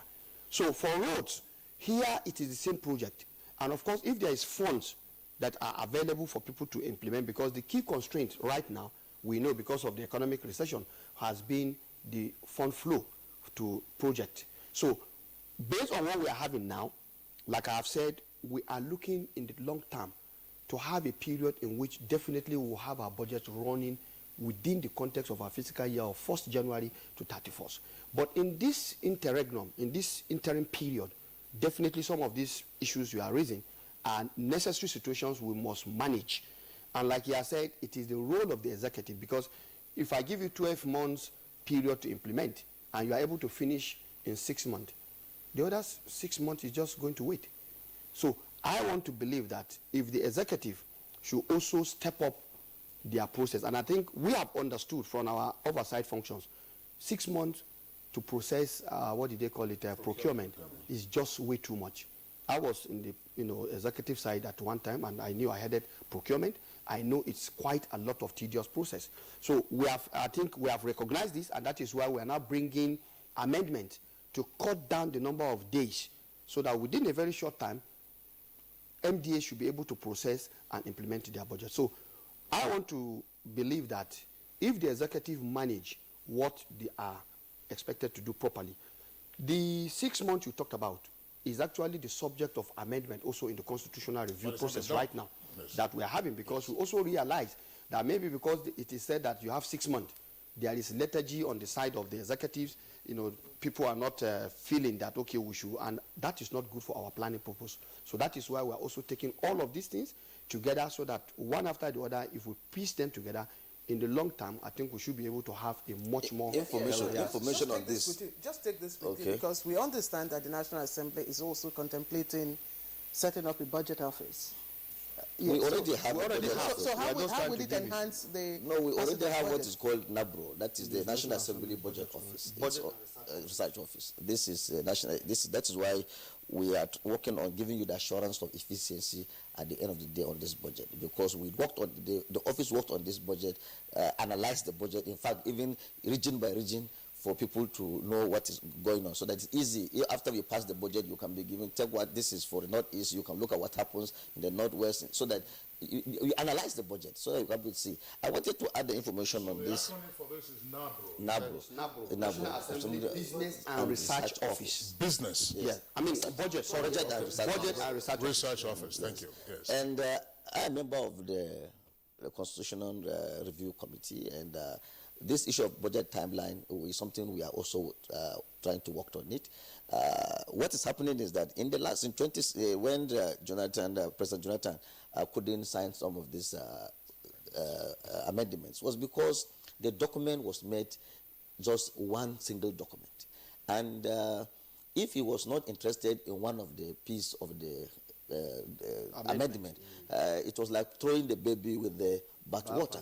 So why this time around we've decided that, look, we have a number of issues, very sensitive issues that we wanted to amend, and therefore we are now no longer going to make it in a book form. We make it piecemeal. If there are, let's say, 100 amendments, we give you 100 amendments for you to sign. If you are not comfortable with X, you just dropped it. If you are comfortable with Y, you just sign Y, so that we will move forward. Assuming they made it piecemeal in the past, probably the former president will have actually assented to some of the provisions. But because one other provision he was not happy or he doesn't like it, and it affected the entire process. But even the budgeting process, I can assure this. I just need just one point, please. You talked about the NABRO. Perhaps let me put it in context. The essence of this office is to give us very incisive analysis of whatever comes from the executive, so that in the course of our work, the various committees will be given some very thorough analysis of what has come in, so that together we can now relate back to the Constitution. Because the Constitution, in the directive principles of state policy, is very clear on certain things. The issue of equity or equitable distribution of projects and programs, so that every constituent part of Nigeria feels a sense of belonging. Because if you look at it right now, honestly, there are some segments of Nigeria that if you go to, you'll be wondering whether you are in Nigeria, in truth. because there is no federal presence. So the essence of NABRO is to help us as legislators to live to the spirit and intent of the various provisions in the Constitution when it comes to participation by our people, when it comes to economy, so that at the end of the day, we are able to get a budget that is balanced, that truly every Nigerian can say, yes, I'm proud to be a Nigerian. Okay, still with this budget, before we move on to other aspects, of course, issues that await, the legislature, we understand that there's a request from the, executive that budgets should be, sent to read, duly passed by the two chambers, of course, with all the details, of all your considerations. Is the legislature comfortable with that? Surely, yes. There is nothing wrong with that. What has actually happened in the past, and let me take the 2016 in context, it is because the legislatures were put, there was so much pressure on us. Pass this budget, pass this budget. Now, of course, the details, when you pass them, the other component, there may definitely be need for you to check and make sure that whatever it is that you have passed in the summary tallies with what you have in the various details. And when there is so much pressure on you, you are bound to make mistakes, you are bound to have errors, and so on and so forth. So for us, if the executive definitely allows us to do our job, and Nigerians understand that yes, it's a process and we should be given the time to go through all of these things, I think at the end of the day we'll be passing what the summary is, which is the appropriation act itself, and then the details itself can follow, because I don't think there is anything, when the committees finish their work and they bring the submission to plenary, we look at all of it. If we agree with it, it goes. So I think it is something doable. But what is important is, like I said last year, it is not how fast, but how well. And I think we want to do it very well, and in doing it very well, then we should be given that understanding so that we can do what we're expected to do. All right, that's the devil is in the details, as we got to know with the 2016 budget process. But just to back up again to some of the issues that the National Assembly would tend to take on. You talked about the power sector, and then you also, of course, talked about the bills that will fast-track the development of the economy, PIB, and others. Let's deal with the power sector. The National Assembly, from time to time, has indicated, and there are a few persons who have also said this, that the privatization of the power sector has failed. What exactly is the National Assembly likely to look at in the context of its claim that the privatization process has not fully met the objectives for which it was undertaken? That's one leg. Second leg of the question, are we, say lawmakers now, I'm not one of you, by the way, are lawmakers conscious of the likely impact of some of the utterances that have come from, some of the statements that have come from the lawmakers on potential business and investment decision by participants already in the privatization process? Gentlemen. Well, let me answer this first one, the issue of power. I am a member of a committee on power, at least in the House of Representatives. Certainly, this, after the power sector has been regulated, up to now we are having issues with the power sector. In fact, if you look at the discourse and the discourse, there are always issues that are coming up. If you have, people do not have electricity, yet they get bills on a daily basis. And sometimes they will tell you that they will provide infrastructure, but individuals are even meant to provide infrastructure. So that is in some of their villages or towns. Yet, if you provide this infrastructure, it's not your own. It belongs to the discourse. And we are saying that, look, this privatization, are we actually improving? And if we are not actually improving, a lot of statesmen are even complaining, look, can we revert back to this thing back to government? I know Aliko Dankato was one of those who made those statements that, look, I am a businessman too. Are we really moving forward? If this cannot be done, government should take back this. Throughout the 2016 year, we are likely to look at the end of this 2016 budget to see implementation and look at the power sector, the money that has been pumped to in addition to what has been done in the past. If this thing is not yielding results, I think that will be advised as far as I'm concerned. Well, I think, like he said, I'm also a member of the Senate Committee on Power. And the first thing we need to ask here is, what was the objective of the privatization? The principal objective is that there is this statement flying in the air all the time: government has no business in business. And so those who were running NEPA, they were tongues, this tag, never expect power always. They change to PSC and they say, please hold your candle. Now, yet, at the end of the day, because of all of these derogatory remarks, we refused at that time to look at some of the issues and address them and contextualize them before we even did the privatization. But be that as it may, the privatization was done expecting that if power was 3,000 megawatts, for example, and distribution was inefficient, collection was inefficient, the privatization was going to bring in people who will take up these entities and do better than those who were employed by government to provide these services. Now, what has happened? In selling the discos, for example, because the discos were the ones that were sold, the generation companies, it was like a kind of lease agreement. It's not outright sales. Yeah. But for the discos, the basis of sales was that they were looking at companies that provided a strategy, that a robust strategy that was going to reduce what they call the aggregate technical, commercial, and collection losses. Now, what this means simply is that in a neighborhood, a transformer tripped. Therefore, people are not getting power. And so during this period, they are losing in terms of revenue that they should collect because, of course, they are supposed to have metering. Now, they were also expected to have a metering plan where they will meter a certain number of Nigerians, and that way the efficiency of collection from usage of this energy was expected to increase. Now, the question is, what have we seen?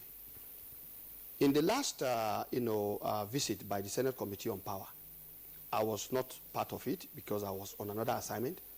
But then the report from my colleagues and from what we even gathered, even with the Senate President's small meeting with some stakeholders, it was very obvious that the days before privatization, the collections in terms of revenue was much, much higher than what these discos are doing right now. And I think the insight I got is there was a litmus case from my own town. I'm from New Busakanji, and the Ibadan distribution company, there was a little issues and they left their beat, that is in Kanji. And of course the youths in Kanji decided, look, this infrastructure belongs to government, and of course who is government is the people. We cannot allow anything to happen to it. So some of the experts they went in there, made sure that nothing happens to the what do they call it, facilities, and they ran the facilities. There was a petition that finally came, and I think the Nigeria Electricity Regulatory Commission is looking into this matter. But the point I gather from this experience is that during the period these boys were watching over this facility, the number of times power went off was in fact very unbelievable, because definitely they were having 24 hours power supply, as against before, when before what's happening, the power was going on. So we are wondering, if it is to improve efficiency, how come they were saying every day there is no power, there is no power? So I think these are some of the things we have noticed. And we've also discovered that the BPE is sitting on the board of this discourse. To us, honestly, this is a little bit, murky. Yeah, is it that the model, the business model, the PPP business model, it's wrong in itself, or is it the process of implementing it? But we will allow you to answer that question when we come back from the break. We just want to go on a quick short break, and when we come back, of course, we'll be taking on our tweets and, of course, the questions that we have just posed. Stay with us. Certainly, Ajunwa is the Olympic champion. We did it before and we can do it again with the new strategy through the first National Grassroots Sports Festival scheduled for Abuja, Nigeria from 22nd to 29th April 2017 to prepare Nigeria to win medals in international sporting events. NTA, the largest television network in Africa, is the broadcast partner. For sponsorship, contact the Chairman Chief Coordinator on 0809 647 0111 or Mukta on 080-330-20855. Email info@grassrootssportsfestival.com. The Grassroots Sports Festival is endorsed and in partnership with the Federal Ministry of Youth and Sports Development. Join us. I banned my wife not to give me fast food. Now she has turned to Mama Put. Hey! My own is even better. My children are like one. Tea and bread in the morning. Tea and bread in the afternoon. Under hot sun. Tea and bread when they want to go to bed. I told Shirley, can she cook? She said yes, she can cook. Good and fine. I bet her. She gave me the cost. I gave her 2,000 naira. After several hours, she gave her. She cooked palm wine for me to eat. So I never know. This week on your award-winning comedy series, Professor John Bull, starring Kanayo Okanayo, Mercy Johnson, Queen Wokoye, Funky Malam, Ime Bishop. Go to Mama Put and buy food for him. Put it in the freezer. Automatically, it becomes homemade food. Caroline. Professor John Bull, this Tuesday and Friday, 8:30 to 9 p.m. on NTA Network, International, and Star Times. Over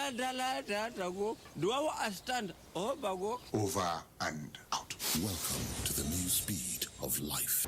NTA Properties Investment Company Limited, a subsidiary of the Nigerian Television Authority, specializes in creating comfort in all areas of life, such as real estate investments, that is, land, houses, and office spaces, mass leasing, savings and loan scheme, household items and car loans, and so much more. Other information and entertainment services include Property in Style, a TV program that airs on the network service of the NTA, and also Property Connect, a nationwide magazine. Our priority is to bridge poverty gaps and sustain quality welfare of our clients. Partner with us and watch us help you grow.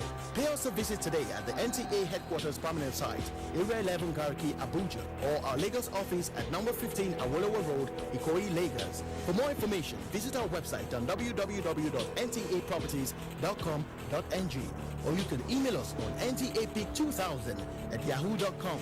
Call us on 080-2316-3474 or 080-6939-5185 or 070-3189-0555.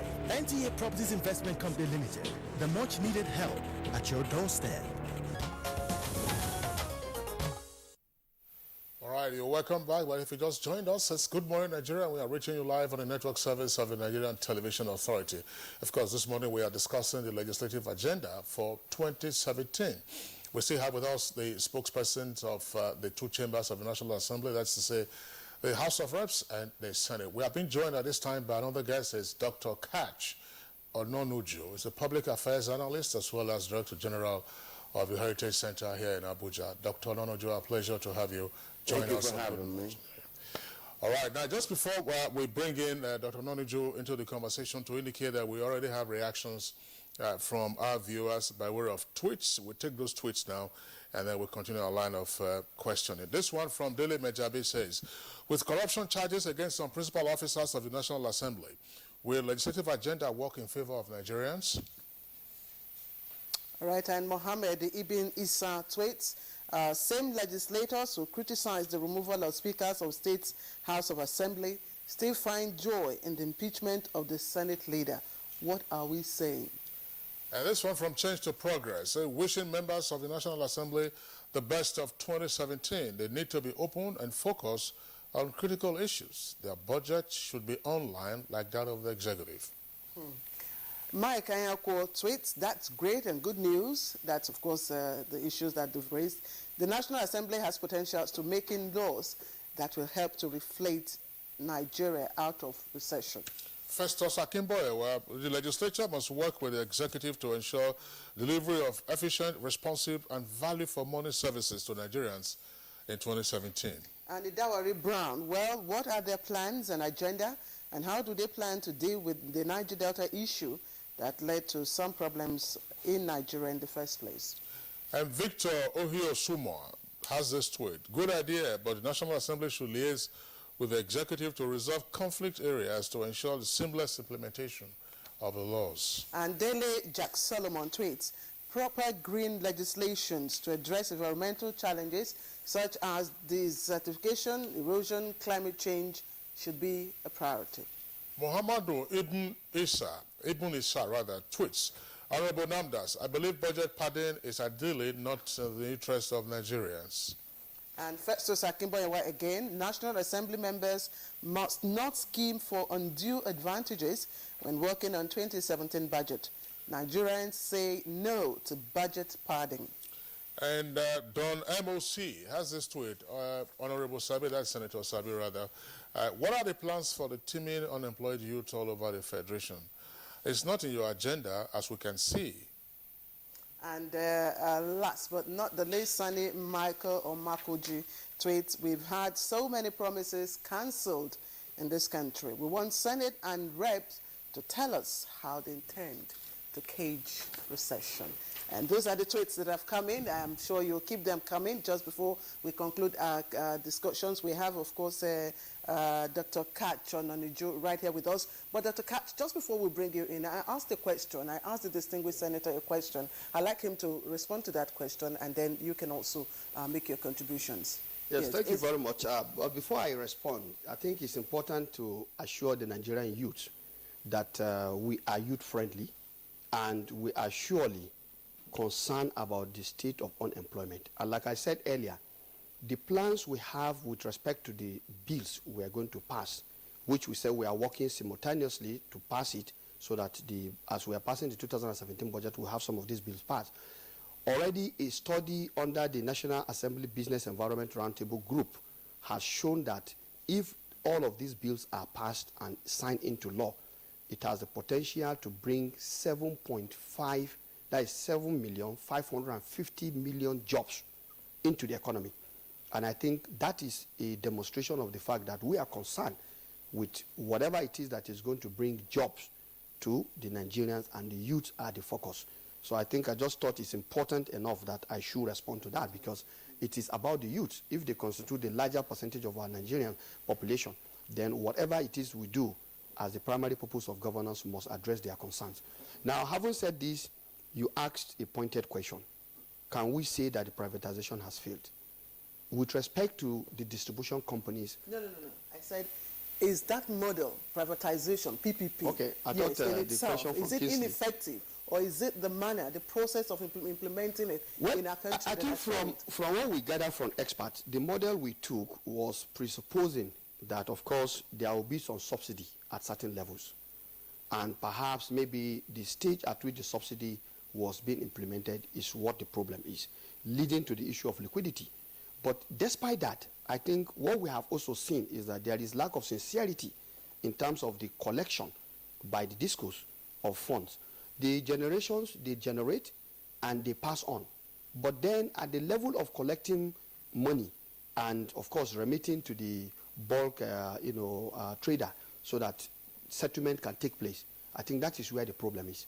And the sincerity of purpose at the level of discourse is what has actually brought to question more of the issues that we are witnessing.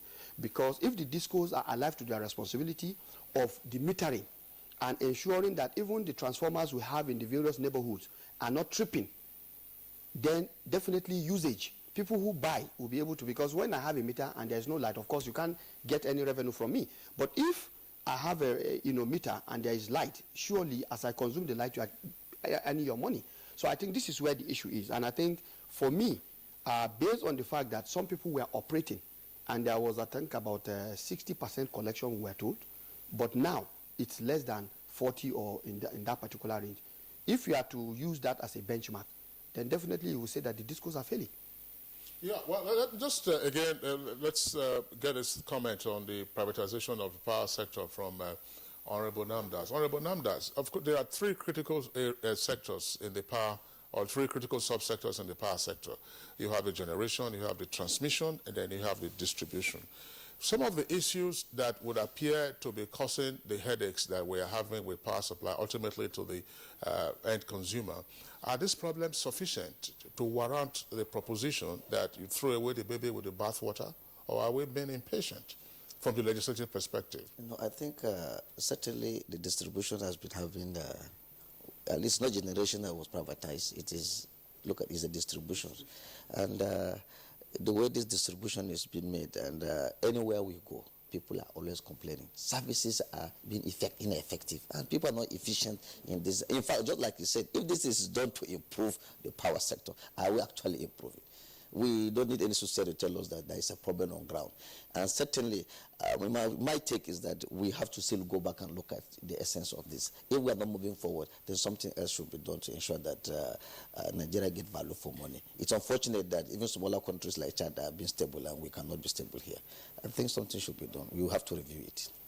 All right, we now bring in Dr. Kacha Noniju. Dr. Noniju, I'm sure you've been listening into our conversation earlier before now, but let's have your own pointer. You know, they have also hinted on some of the, issues that will preoccupy them this year. Constitutional amendment, appropriation bill, and of course PIB. Now, for you, should these be top priority, or are there others that you think they should accommodate? Yes, thank you very much. First, before I go to your question, I want to say the privatization was a success. I also want to say the problem you have now, if you look at other countries, after privatization, the next thing is the government's regulation of those entities that have been brought to manage these utilities. What is government's regulator doing? That's what you should ask. There are certain laws that are put there. You can be a regulator and then you go to sleep and you expect the man who is there that was set up to maximize profit for his shareholder will bring anything. No, you must regulate and regulate properly. Regulate in the interest of the population. Don't start complaining. Don't take his stories. He read the laws. He saw the papers before he bought in. Hold him to those standards that were agreed at the time that he was buying. And this is as simple as that. Secondly, we have a fundamental problem right now in the country. We seem to have a problem about the government not being very comfortable with capitalism and market competition. And I think this is where we should get to. We have a lot of fine things. You cannot gain economic progress if you don't maximize intentions to grow the economy. Why don't we have an economic team in the middle of a recession? And this is what you have to look at. So if there are fundamental ideological problems from the government, the legislature should step in and to remind the government that you swore to defend the democracy. Defending the democracy means looking after the market system. The market is a component of democracy. And what do you have? You must do things to grow the economy. Right now, we don't have economic advisors. We don't have nobody actually putting words forward as to how the economy will come out of recession. I don't think that is proper. Well, yes. I'm just wondering, Dr. Noniju, let's correct a few things so that you can also further respond. We've had on this program as our guest the special advisor to the president on economic matters. The Vice President, Professor Yemi Oshibanjo, is also taking charge. We have the Minister of Finance, a number of persons, and the government listens also to the organized private sector, including, of course, the Nigerian Economic Summit Group, which last year held its summit here in Abuja, focusing on made in Nigeria. There's an economic team, but you'd probably be worried about the size of the economic team. But also, is it necessarily the case that we're having some ideological competition between government command control of the economy versus, market economy that you seem to be more comfortable with? That is actually where the word is. I'm happy you've now called it. We have gone through around this, and I've spoken to people, both in the presidency, the people in government, and people in the legislature. And I found that some people are not quite comfortable with the market competition that was unleashed upon the country in this past 16 years. I agree. I hear in certain quarters the market competition allowed for some quality of expansion that they think was not inclusive. And I said, what do you do to allow more inclusion for those who are left behind in this supposedly market competition. And that's why I kept saying, what are we doing in investing in education? What are we doing in investing in job retraining? What are we doing in investing in skills acquisition? It's very okay to say the VP, who do you have? The Vice President, okay, the Minister for Planning. These are lawyers in charge of the economy. Let me bring you back to the subject of our conversation. Where do you think that the legislature comes in now? What should be of priority to them in 2017? Exactly. That's why I'm saying the legislature should look very much at this issue of ideological differences. If there are people saying, no, we made a mistake allowing the market to take control, the legislature should emphasize a need for us to sustain market competition. This is where I'm talking about. There is a need for us to promote economic competition within our economy. There is a need for us to promote economic growth. You can't have malaria. What kind of legislation do you think that the legislature can promulgate to effect that? Proactive legislation. Already the legislature is doing well. I am happy. I'm watching. They are taking positions to put their house in order because, yes, the kind of disagreements we saw internally, they've taken steps 2 days ago to try to clear some of the clogs. And I believe they will come back together. The legislature is doing well, despite the distraction that it has suffered from the executive branch. But I believe going forward, they will get their act together. The PIB bill is very essential. The government should move in and try to mediate between the Niger Delta people, activists, and the federal government. Passing the PIB bill is the most fundamental act that should be done by the current legislature. Then going forward, the issue about economic competition that have continued to hamper. I believe I have seen in government actions that portend to my own reasoning that the government is not comfortable with capitalism and market competition. All right, Dr. Nonojo, well, thanks. Maybe again we'll give opportunity to Senator Sabi. Senator Sabi, again, for the benefit of some of our viewers probably are just tuning in, at the beginning you did indicate what happened last year. Indeed, we had you on the program last year when you were talking about the National Assembly Business Environment Roundtable and the bills that you intend to pursue this year. How do these bills respond to the concerns that Dr. Nonojo has just raised, particularly with regard to market economy?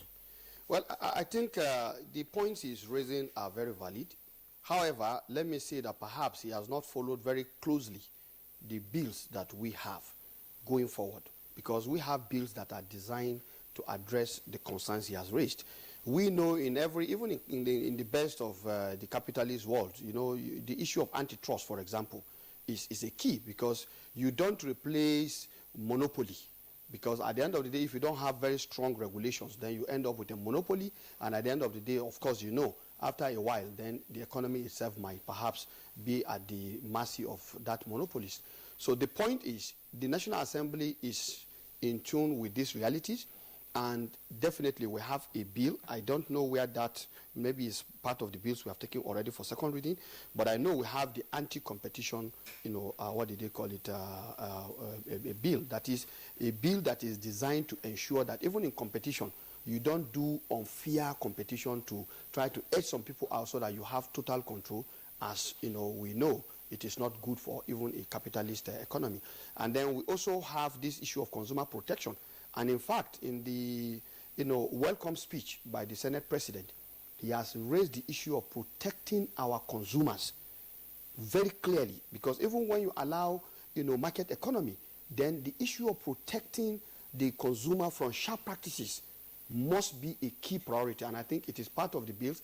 And that is why, for example, the Consumer Protection Council, I think we are trying to raise it into a commission so that they will have enhanced power and to be able to step up the game in terms of what they need to do to protect consumers. So overall, let me say that we have various bills that definitely, if passed, will make a much more positive impact on the economy and take our economy forward, even when you see the issue of ideological differences. But you see, the point is, when you want to bring in ideological issues at this critical stage in this country, then you are not ready to help this country to move forward.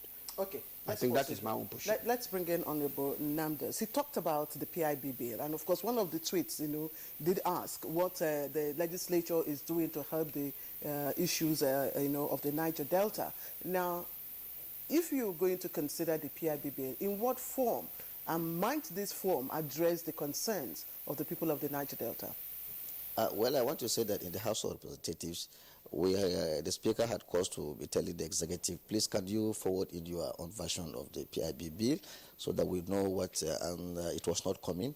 And the House of Reps Committee and I think Petroleum did a public hearing.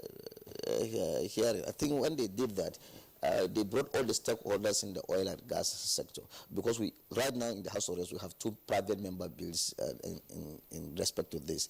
And certainly our key is that if you don't work on the PIB bill, which is very essential, just like the doctor just said here, I think the economy will have issues. Even the people in the Niger Delta, we have to look at their concerns and see how it is addressed. Of course, we look at the private member bills and see if what the executive has something and the one that is coming from the Senate. By the time you harmonize those positions, I think we will move forward in that direction. You have put a time lag, to the appropriation bill. Yeah. Do you have a time lag for the PIB? Yeah, actually not. Well, I think let me step in here. From the Senate perspective, we are looking at the first quarter of this year to actually pass all the critical economic bills we have talked about. And the PIB bill, for know that, like just before we went on recess, we already passed for that is the first version of the PIB, because we broke the PIB into the various components. And the component that the Senate passed has to do with the aspect having to do with the framework for the management of the industry. And I think that has received a lot of, we've gone for public hearing, and it has come back with a lot of positive impact. Now, to take this further, the other component of the bill, which will be dealing with the concerns of the host communities, has actually been introduced already. It has been taken as first reading and is going for second reading very soon. But overall, what we are targeting is the first quarter to make sure that all of these bills are out there, because we know when they are out there, the impact can now begin to be made. All right, distinguished Senator Sabi, and then just to indicate that we have another set of tweets, we'd like to take those tweets now. This is from Oladele Al-Mustafa. It says, dear Senator, Nigeria's economic situation has gone beyond how slow and well, as you said. It's now about how swift, proactive, and fast. And Haruna Mohammed tweets, the welfare of the people who voted for them should be their #1 priority. Akimbo Ewa has this tweet. So legislators must work with the executive to ensure excellent procurement strategy that will support economic growth. And Motayo Ahmed tweets, let's keep our fingers crossed and keep hope alive that change will begin with the National Assembly. All right, we have another take from Oladele Al-Mustafa. It says, with due respect, the National Assembly members are not friends of Nigerians. Still distributing budget documents to their members at this time? Haba. And Ibrahim Shehu Kuso tweets, what really led to the removal of Senator Ndume by the APC caucus? And Solomon has this tweet. If this is going to be the only achievement of the Muhammadu Buhari administration, let there be stable power in Nigeria. And finally, Bright Aaron tweets, irregular electricity in Nigeria is derailing our economy and jobs opportunities. Energy should be a priority and nothing else. All right, now let's take this this perspective. Gentlemen, we've talked essentially about what your programs and issues will be for 2017. That's to say, for the legislature, and Dr. Kacho Nonuju has also thrown in his own perspective with regard to what he thinks should be the resolution of the ideological contention. Some commentators believe that social and industrial peace are critical to the realization of some of the lofty ideas that you have put on the table or that you have disclosed. Industrial peace. We've had reports of labor canvassing the higher minimum wage. We do not know what the perspective of the National Assembly will be to this, because they say 18,000 now can't, as according to them, buy a bag of rice. Social peace. Southern Kaduna, herdsmen, farmers clashes, the Niger Delta issue that you have just mentioned, and perhaps nobody knows what else might arise. Security situation in the country. What is the National Assembly likely to do with regard to already identified hotbeds of conflict and potential conflict? Let's begin with the Senator, and then we'll go over to Dr. Onam. Well, thank you very much. I think we have actually recognized the fact that security is very important. And in this context, upon resumption, there was a motion dealing with the issue of the Southern Kaduna crisis. And I think a committee has been set up, an ad hoc committee, to look into the remote and immediate causes of all of these crises. And, of course, for us, at any time life is lost in Nigeria, whether from this crisis or from any issue that has to do with neglect from public service provision, I think we are very concerned, because the primary purpose of government remains the, what did they call it, the welfare and security of our citizens. So for us in the National Assembly, it is a key priority, and we'll continue to give support to the executive on any aspect that will lead to the resolution and peaceful coexistence of our citizens, because nothing can happen without peace. And I think we are citizens. If there is no peace in our place, there is nothing we can do. We will remain as helpless as our citizens. So it's in our overall collective interest that there is peace all over this country. And I think government already is taking steps to do that, and the National Assembly is always giving either a proactive or a matching support to make sure that the issues of peace and conflict resolution all over this country is achieved. Now, with respect to the bills we are having, of course, we have one or two bills that are designed to even address some of the root and immediate causes of some of these conflicts. And it's my submission that when we have a robust budget that is going to address the employment crisis, because before we went on recess, we had a motion by Senator Nazif, the Chairman Senate Committee on Employment, where we looked at all of these issues, because they are very key. All right, well, that's one. That's industrial peace. Now, Honorable Namdas, the national minimum wage, of course, is a law. So what will be the attitude of the National Assembly? I'm not asking you to preempt your colleagues. No, certainly we are going to work with the NLC to look at the issues. For example, I think the House of Reps in particular, when we had issues, the NLC wanted to go on strike, I think the National Assembly had to, the House of Reps, even the Senate, had to intervene to see how this problem will be solved, because we recognize the importance of our workers. And we know actually that certainly 18,000 cannot be able to buy a bag of rice. And if you buy a bag of rice, that you need some other things to follow. And we look at it. Even when doctors were on to go on strike too, I think the House of Reps came into it to save the situation, to ensure that these people do not go out. But the thing is that just like people have been tweeted, we will not do it alone. We work with the executive in this respect to see how, because this is an executive matter, and then we see if they bring it to us, we will be on the side of the workers. Dr. Anonojo, your take. I believe we need industrial peace. The minimum wage is atrocious. We should also, in line with inflation, readjust the minimum wage upwards.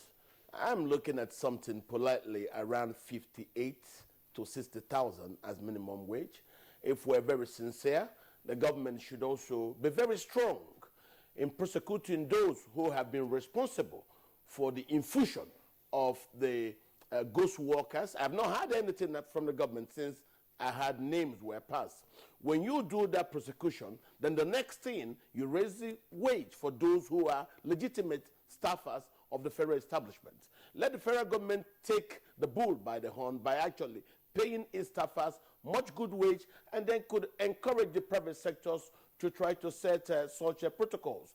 Secondly, as we were saying earlier, you cannot have peace, sociological peace with the people of the Niger Delta if you do not pass that PIB bill. Look at how very fast it took us to pass the Northeast intervention bill.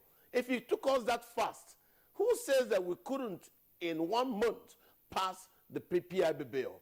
We're not passing it because of a lot of agitations and oppositions to certain elements of the advantages to be brought to that to the people of the Niger Delta in that bill. I will have to ask you to quickly conclude your thoughts. Well, what I'm saying is the most important bill I think we should do this year should be the PIB bill, so that we can have the restive Niger Delta actually know what deal Nigeria has cut with them. If you don't do that, you give people the loophole to continue to cause trouble. Secondly, I think the appropriation bill should actually do well towards implementation, because the current last year's own only saw about 35% implementation, and I don't think that makes a lot of sense. Dr. Kach Ondoneju, of course, public affairs analyst and DG Heritage Center here in Abuja. We'd like to thank you for your contributions. Thank you for having me. We'd also like to appreciate the gentlemen from the National Assembly, beginning with distinguished Senator Sabi Abdullahi, Chairman, Senate Committee on Media and Public Affairs. Thank you very much. My pleasure. And Honorable Abdul Razak Namdas, Chairman, House Committee on Media and Publicity as well. Many thanks to you. Thank you so much. All right. All right, now we move on to our companion segments, and we are taking sports. Ifeanyi FC beat Enugu Rangers to lift the 2017 Charity Cup. As African champions, Cote d'Ivoire also sent a warning with victory over Uganda. Details of these stories and more from our sports desk.